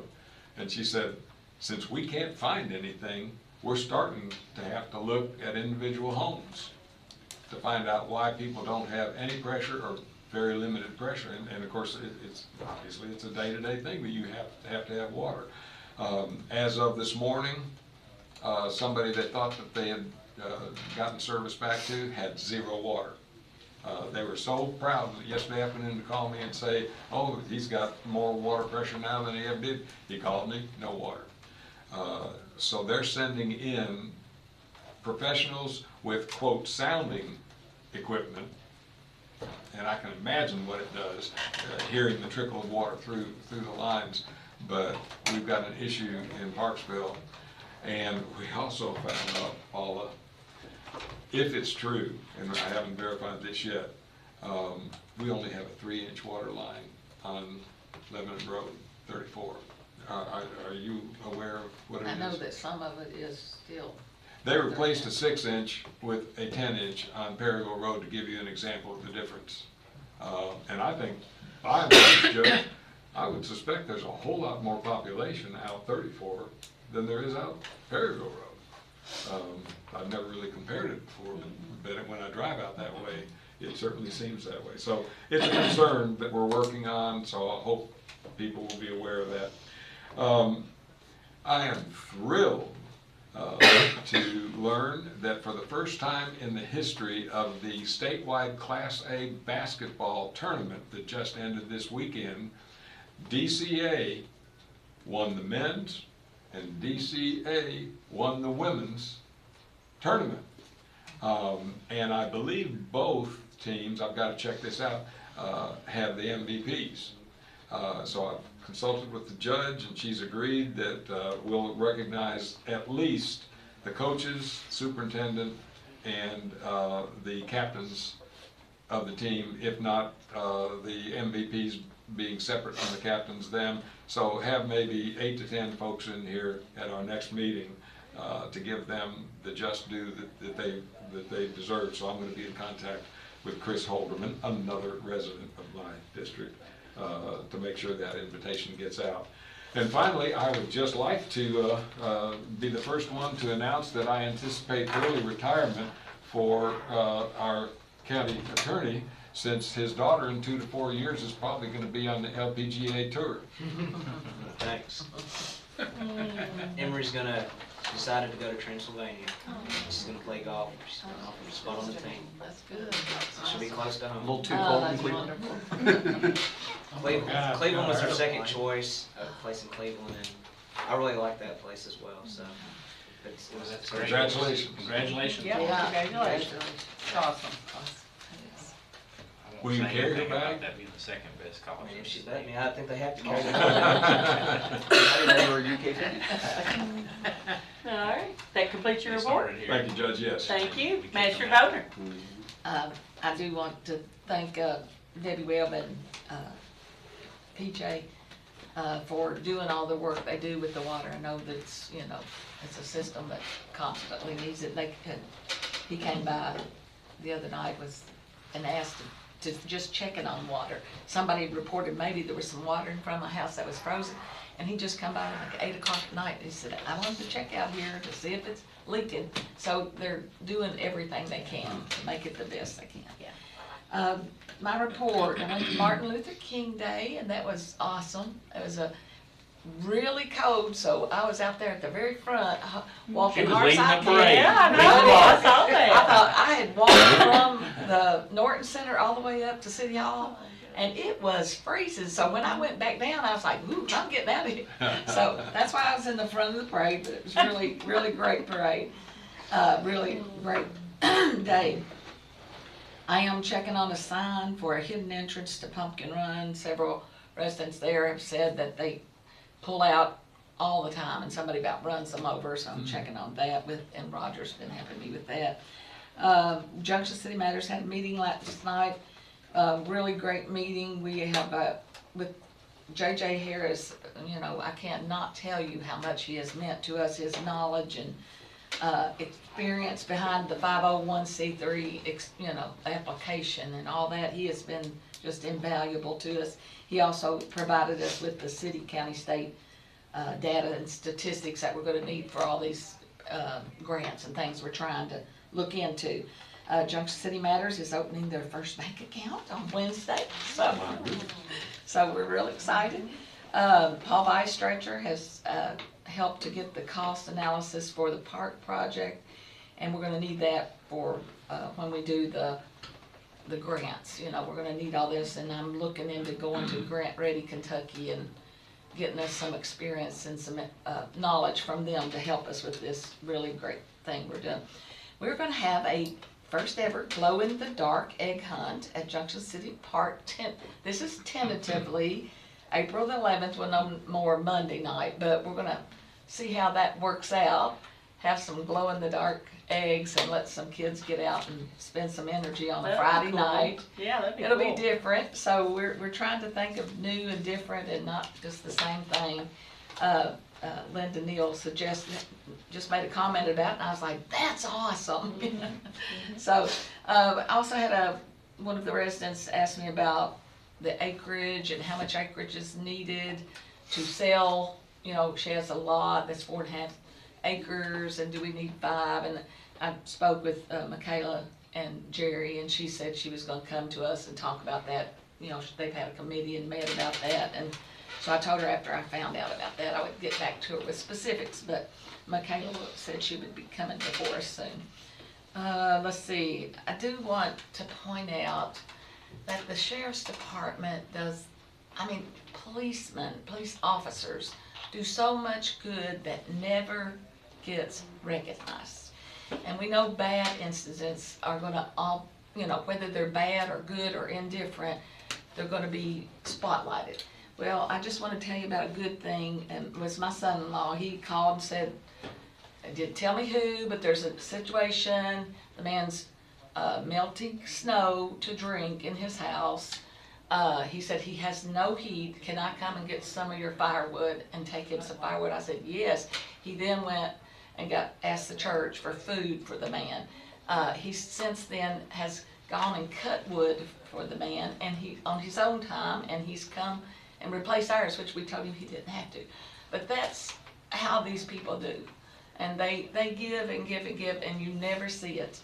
And you know, you see just what you think is the bad. You don't know the whole situation. So, you know, listen and look and hear everything before you make decisions. And remember, they do a lot of good. The library, I contacted them. They have a book swap at Farmers Bank in Perryville, and they are working on the Junction City one. I've been working with them too. They wanted to do Perryville first and try to work some kinks out in a smaller area, and then they're going to bring it to Farmers Bank. So they are working on Junction City for that. I also met with them this summer, and they have agreed to bring some adult library services to Junction City. And Mayor Douglas has agreed to let them use City Hall once a month. Great. They're going to wait and see who comes and see what they're interested in. And so I'm real excited about all that. We're really busy, we're growing, and we're moving in the right direction, and we're all together. And that's what it takes. And it's exciting. Yes. So that's it. Awesome. All right. Thank you. Magistrate Harmon. I want to thank Boyle County Road Department, and also the city of Danville, and getting the roads cleared, salted. If you looked at the news on TV on 18/27, 36 or 56, Fayette County decided not to salt their subdivision. When you got 3 inches of salt, you better, or ice, you better get some salt on it, because you'll tear all your blacktop up trying to plow it, but the salt will eventually take care of it. And I think that's a lesson learned, that we remember this as a county. And I know Danville, they'd run every sleigh riding hill we had in Danville when I was a kid, because they'd salt it. And them sleds, they just don't slide on that blacktop. But our guys did a great job. I'm surprised that Magistrate Cullen didn't say, did you have to avoid the horses? Okay, Jason. That is, all right. Barry, if you would've said it, I would've. Mr. Cullen? I had somebody call me in my district asking about the plethora of unauthorized signs around the county and how we get those taken up. They're not allowed in the right of ways. There's, you know, whether it's auction signs or whether it's hot tub repair or Christmas stuff. I mean, they're everywhere. And so I do know that P&Z used to actively pick those up. I think in state areas, the state road areas, we need this cooperation from the state just to go pick them up, and they have a place where they can hold them, people can come get them or whatever. But really, you know, I got that call, and it's one I've been seeing, especially over in my area there, where we just really need to ask the state and figure out who's responsible, maybe in P&Z or whatever, on how we keep those from going up and they get collected or whatever. So now might be the good time, because I know Michaela said that they don't really have the budget for it, but we're going into budget time, so Mr. Ellis has a question for you. Need for them to. The state is giving special dispensation to auctions, and I think that's appropriate, because they're up and down in a period of time. And in one instance, the State Department picked up $2,000 signs and rooted them. So I don't know how we I mean, it could be $5,000 sign. If you put up a sign illegally, then that's your, with my understanding of what the state has agreed to, I'd like to at least pursue what, you know, what the issue can be. I'd like to review the planning and zoning. Yeah, let's talk with the state. Section on Let's talk with the signs, state guys too, and Yeah. say, Yeah. you know, why is it? I mean, you really, they don't make the laws. They, you know, they can say until it gets pushed back that, oh, we're not going to collect it or whatever. But you know, if the rule is that you don't have them in the right of ways, I mean, sadly, it just kind of junks up your area. You know, it makes it look bad. So, and that was kind of from this person I heard, and then. We are starting to see everything thaw now. Do we have an idea when Public Works is going to start going out and maybe doing some storm cleanup? I know They're they're doing it already. Yeah, they've already been doing it. Okay, I've got some. I guess I'll talk with Roger. because we got some problems out of Glen Island where trees are just kind of like Okay, yeah, hanging they've down. already started doing that. Wonderful. That's all I got. Okay, thank you. Magistrate Gay. Yes, I want to thank the Fiscal Court for its support of the Martin Luther King Day as a committee member. I thought it went very well, you know, in spite of the cold day. I think, you know, first of all, it was the first year it's the city, county, and Center College all partnering for the one event, and I think it made it for a very nice event. It was well attended.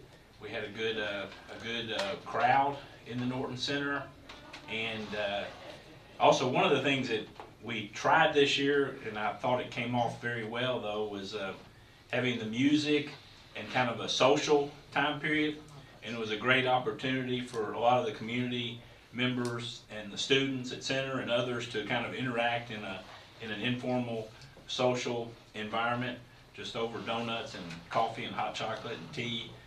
And so there was an hour designated for that. So I thought that was really nice.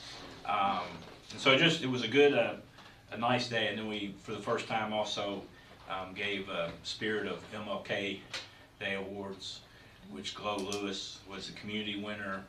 Clay Taylor won as far as the center faculty and staff, and there was a center student that won, and I can't think of her name. She's currently the SGA president, student government president, and is studying abroad, so she wasn't able to be there, but that was a nice feature as well. So again, thanks to the court, and I'm hopeful that we will also, moving forward, continue to keep it in the morning. I thought that was kind of nice to have in the morning. People that wanted to attend could come and be there and participate, and then be done by lunch. Yeah. And so that was a nice thing. Then last night, I attended the city commission meeting with Angie to talk about recycling and the fact that we're working to capture the product that's generated within the curbside recycling program in the city of Danville. But there's a lot of work that needs to be done, because right now we're getting a lot of just trash that's coming in the process. So we're starting to work with the city to really do an education and enforcement program. There's still work to be done to determine what that looks like, and so there will be some, hopefully some more communication and working together to do that. But one of the things as far as the education goes is, you know, first of all, everybody needs to look on the website, pay attention to what truly can go in your recycling can. And while we still have single stream recycling of recyclable products, it's important to recognize and to know, and I want to say this out loud again, is that glass is not one of those products that goes in your recycling can. I'm needing to re-educate myself as much as anybody. I'm guilty of that, and I'm working to change that habit. And I think it helps people when they understand why glass cannot be recycled as part of the stream. Is the glass is going to most likely break along the way in the process, and so the glass shards contaminate the rest of the product that's being recycled. They also damage the equipment that's being used, the conveyor belts and other things that are being used in the process. And then probably most importantly is they create injuries to the employees that there still is a lot of hand-to-hand combat in this, that have to hand sort a lot of the product, and so because of that, glass does not go in your recycling bin. We are going to work as we move into our, get recycling moved, a larger facility. Hopefully there's going to be a lot of other things we can do there, and one of those is to be able to have a place for people to physically bring their glass separately from everything else to the recycling center. So I think the good news is that we're working on this. I think it will be beneficial to the fiscal court and the county to keep as much of our good product here in our community as we can, and to sell it ourselves. And but it's going to take some work and some effort. So that's the update on recycling. Angie did a great job before the commission yesterday, and I think the wheels are turning to improve that process and make it better. Finance committee met last Tuesday, the 21st, to do a mid-year financials review, and present was Magistrate Cullen, myself, interim now Treasurer Green, and County Administrator Wagner. And at that meeting, we start off with Shannon informing us that she did want to accept the appointment as treasurer contingent upon the full approval of the fiscal court, which we did today. So again, congratulations to Shannon. We feel really good about that, and to us. And now the hard work begins. And now you really got to start saying no to us and everybody else, because they'll all come running, as you know. We reviewed the financials for revenue and expenses and discussed any lines that were out of line for their, what should be the normal percentage for this time of year. And being that we're at the midpoint of the fiscal year, so anything that was over 50% expenditure in particular drew our attention, but we pretty much went through the revenue and expenses pretty much line by line. It was a couple hours worth of meeting. And then we reviewed the preliminary audit findings and responses, and I think there's more to come on that in the near future that's not been released for publication at this point in time, but we were able to get a look at that as to what's pending and the We did responses the that are. exit conference for the 22-23 fiscal year, and so this week, we're doing the 23-24? Yes, Yeah. tomorrow. So we'll be doing that exit conference for 23-24 fiscal year this week. And so that's the report, and I'd make a motion that we accept the Finance Committee's report. Okay, I have a motion by Magistrate Gates, or a second? Second. Magistrate Cullen. All those in favor, signify by saying aye. Aye. Any opposed, nay? Motion carries. Thank you. Oh, and one other thing, I'm sorry, didn't include it there, but Magistrate Cullen did ask that the checkbook records all be available on a drive for all of us to view on a whenever you want basis, which is an important thing. And so I would encourage everyone to be looking at those on that drive. That's my report, and that's all I have. Which also comes out on your financial report. Yes. Yeah. Magistrate Sleeper. All right, January 16th, I attended a Campbellsville University School of Chiropractic Community Health Fair. It was held in Mercer County at the Harrodsburg campus, but we had a number of Boyle County healthcare providers take part in that, so I was glad I was there.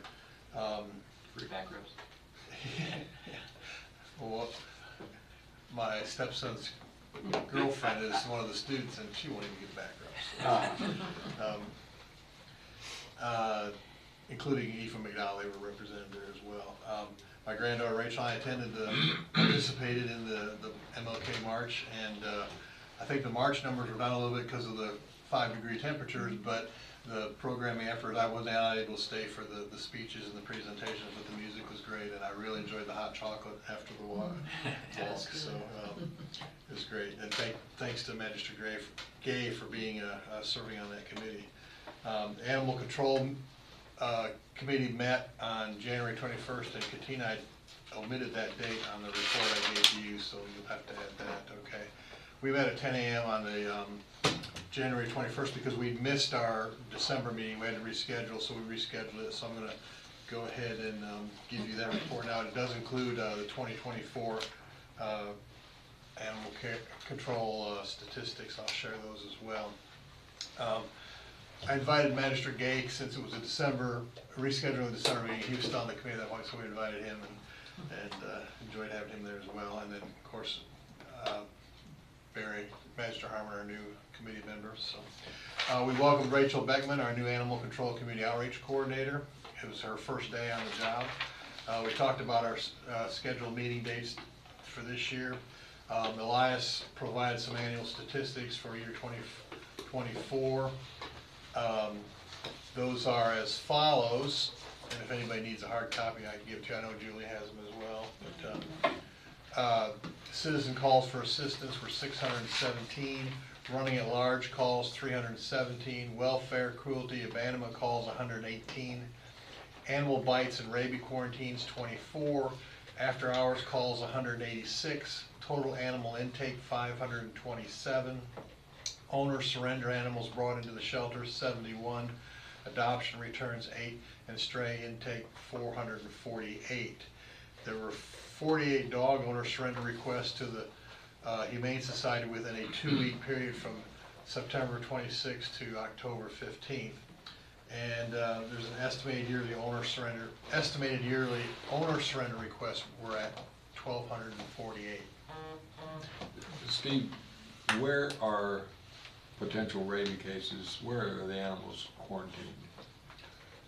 I believe they're quarantined there in certain kennels and within the quarantine kennel. Not in the main population, there's No, like, there's We several. have Six or so. animal control kennels up there.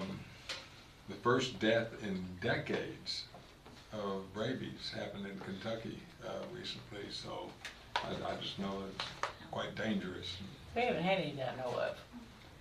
No, I'm talking about death of a human being. Yeah, but I mean, we haven't had any rabies cases that I Yeah, know of. oh, okay. These were bites and they were quarantined because of Case, potential yeah. rabies. So I just I don't know think that. there are any All actual caution. rabies right. cases. Yeah. Right. Okay, good. Do they give a breakdown on where a lot of these are coming from, or is there a trend? I don't know. He did not, I don't recall him giving us a breakdown of what part of the county they're coming from. Tom, you have any insight on that? Are you getting a lot of calls out your way, or? I'm not, no. They drop them. I did 2 years ago. Chris worked them 2 years ago. From the house. Yeah. No, I'm not sure where they're coming from in the county. The department is working on protocols for community cats. As you know, we have a big issue there. And it's looking at other counties that have some demonstrated success in dealing with community cat issues. And so they're traveling to those counties. Rachel is kind of spearheading that. And also they're beginning to work on some community education material and programming to deal with community cats, to help citizens engage in practices that will help alleviate some of the overpopulation that we have. One example would be that people out in the county or the community are feeding these cat colonies. If there were designated areas, it'd be fine, but people are feeding them all over, so the cats are all congregating in those areas and they're becoming a nuisance. Beyond a nuisance, some are actually a public health issue at times, as we had the gentleman speak to us not too long ago. Right. So it's good I'm excited to see some of their ideas that they're beginning to formulate to help address this problem. So When are they meeting? that's something they're continually doing. The department's doing now. They're not holding a meeting yet. As far as you mean with the citizens? Yeah, citizens. They haven't set any meeting dates yet to educate, but they're just starting to work on a plan what to educate the community about. Have they thought about going to like separate areas, like hitting each district, maybe to? I don't recall them saying it, but that's a good idea. We can probably. I mean, we do a lot of feedback places, and so I didn't know. That'd be good to have those separate meetings in areas and publicize that they're gonna be there, so, yeah. Yeah, I mean, I know, I don't have a huge issue in mind where I get a lot of calls, but I figure there's several places in towns everywhere. You could probably have a couple meetings out there. As I mentioned in a previous meeting, thousands of dollars have been lost to somebody who invests in hunting because cats are being dropped off all the time. And there are well-intentioned people too trying to take care of these cats who really don't need taking care of out in the wild. And so that's adding to the problem there. Rachel's very passionate, and she's helped me over a year and a half do on her own lots and lots of stuff. So she'll be passionate and she'll be good at what she does. And she's working on a barn cat program, all kinds of other, alternatives to deal with the cat population. Animal control wants to trap the cats. They don't want to harm them. They go in a cage, they get cat food or whatever, trap trips, they check it, come by, pick up the animal, take it to the shelter. They don't go to the shelter very often. They go Actually, out in the country. more go there than you realize. They do the TNR on them, so they're vaccinated and spayed, neutered, and then. But what's that next step with those same cats? They get brought back and put They're back being in taken out into my country. But I thought Yes. Cody with the Humane Society was doing that. Well, they are, but they can't handle the volume. I mean, the problem is overwhelming Cody and his effort. I mean, he's doing a stellar job, but there's just not enough. So the philosophy now is that we need to get citizens involved in the trapping and in the being educated on what to do and not to do with these cats to help address this problem, so. That's definitely a problem. So Yeah, the animal Rachel control- is an outstanding writer. She ought to put a column in the newspaper. Yeah, she has lots of great ideas for publicizing and educating the community, so. And she's working closely with the Humane Society on best practices that they've seen from their side too. Yes. So, yeah. Tom, I mean, since the majority of this is your area, you may want to work hand in hand with Rachel and the Humane Society on this one. Yeah, her enthusiasm, experience, and knowledge are gonna be a great asset to our county, so. Let's see, also, we encouraged Elias to begin formulating his department needs, including training and equipment for the upcoming budget cycle. And then our next regularly scheduled Animal Control Committee meeting will be March 17th. What time? 8:30. At the Humane, At the Humane Society, at the shelter, yeah. Meet at the shelter. Can we, only 3 magistrates can go to that total, even though it's advertised? It's a public meeting, It's a though. public meeting. But you can't have a quorum. You and I got nailed on that our first year. No, I think since it's advertised, we can. It's an advertised public meeting. It's advertised public meeting, so, but we can't take any action on it. That was an advertised meeting. You'd have to advertise that the fiscal court is going to attend, not just the committee. But you and I ended up with our names in the paper because we had violated it that first year. Nah, badge of honor. All right. You just got your name in print. Okay, so we need to approve your animal control committee? Yeah, I make a motion that you approve the January 21st Animal Control Committee meeting. Okay, we have a motion, is there a second? Second. Second by Magistrate Cullen. All those in favor, signify by saying aye. Aye. Any opposed, nay. Motion carries. Is that it? I've got 2 more really brief things. Okay. The Economic Development Authority met, but Terry gave a pretty complete report on that, so I have nothing to add to what he said. And then last evening, I attended the meet and greet for the new Boyle County Extension staff, Caitlin Farley, the horticultural agent, and the Jay Hetzmansberger, if I mispronounce his name, I'm sorry, the new county director. And I believe that's a new position. Yes, it is. So that's it. Okay, thank you, Magistrate Sleeper. Let's see, County Attorney, do you have any comments? Just brief. Also attended the MLK event, and it was well done. It was really cold when we marched over it. Y'all have to learn from Magistrate Bodner. She's got a heated coat. She don't mess around. It was cold, but it was worth it. The music was really good, and I did enjoy that kind of happy hour, so to speak, of getting to kind of mingle and talk to different people. So that was really nice, and it was warm in there. So poems were good. There's people that gave them from high school, and then there was also from Center College itself, and the music was good because we had a combined choir of Danville and Boyle County. So I like that, really. yeah, it was really nice. So I'm glad I attended, and in the years past, like the weather's prevented it from even it gets canceled. So it's nice to have that in the morning. Was great because you can go there, and then the rest of your day you can do other things. So thank you, Jamie, for serving on that committee. You guys did a good job. Other than that, I don't have anything else. Okay, Ms. Julie, you got anything additional comment? I do. I just issued the second addendum on the public safety building RFP. Extended the deadline to 2/28 instead of 2/14 because we changed it to design build. I've had 7 architectural firms reach out and express interest and submit questions, which is why we did the second addendum. The RFP for the window door work at Constitution Square comes in on February 17th. So if you're looking at those, and I have had 1 firm reach out and ask questions about it. AOC is coming on February 7th. Is that on your list, Judge? To look at the cupola with the engineer and bringing in their folks so we can start working, getting that done. We haven't forgot about it.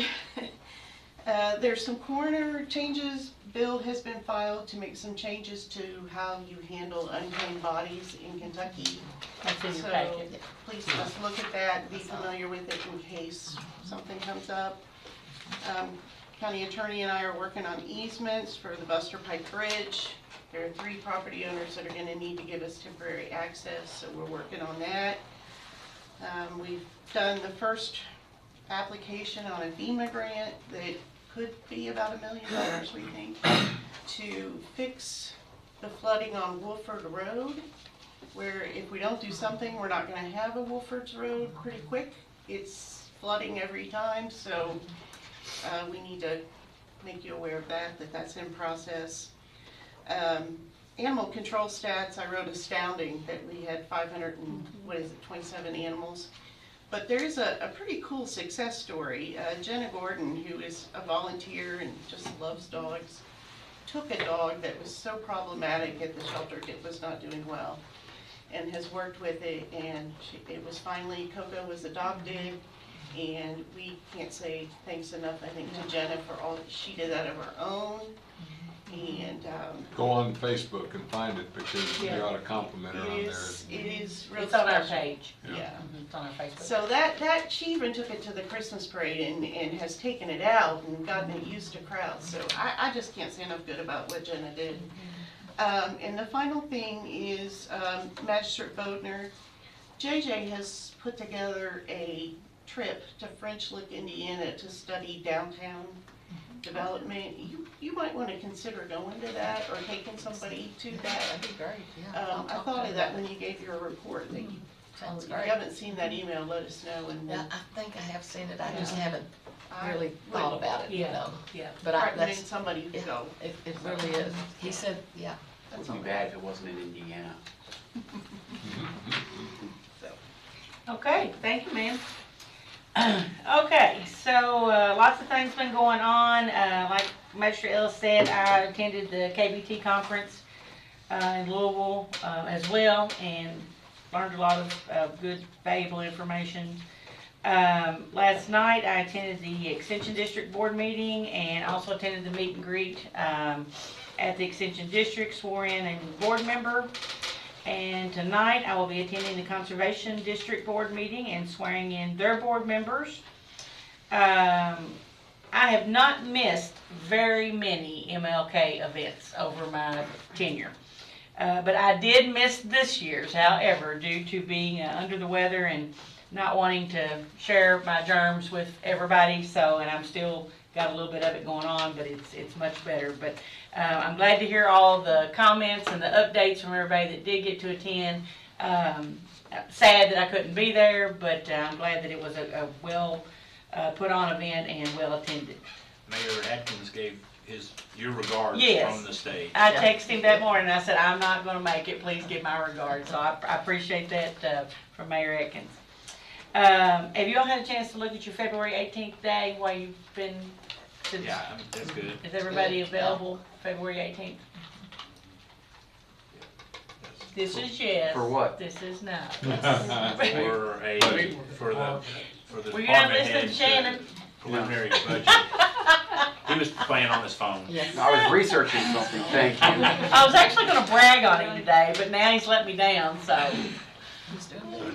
to meet with the department heads to get their want and wish list February We'll 18th. have 3 scheduled for, that will be a Because if special everybody call is meeting. available, we can go ahead and let Shannon can go ahead and get that scheduled then if that suits everybody. Good. Okay. Maybe. Maybe. What time? 9? 9 o'clock. 9 to 12? Is that what we set aside? Okay, 9 to 12. Yeah, 10 o'clock. Only talk with you. Possibly. I don't know, my schedule's not. I don't know my schedule yet for February. We'll see. Okay. Also, if you think about it and if you can, I would appreciate being CC'd on any emails that you all send out to other agencies or state offices or anything regarding county affairs. If it's something y'all are doing on your own, I don't care. But if it's county affairs, if you could just CC me, that way it just keeps me in the loop and I know what's being asked and what's going on, and then I can kind of answer questions if they come to me. Especially you, Magistrate Cullen, especially you. I'm guilty too. CC you and all And I There's no always show want to for give Director Quell an opportunity to say anything, an update as far as EMA's going, anything. I think we're pretty good right now. It's above freezing, so. Yeah, that's a good thing. Always We're good. chugging along. All right, good deal. Okay, that's all I had, so if someone wants to. Motion to adjourn. Motion to adjourn, Magistrate Cullen. Second. Second by Magistrate Bodner. All those in favor? All right, thank you. Aye. Aye. Any opposed, nay? Motion carries, we're adjourned. Thank you all. Do it. You guys see we got 12.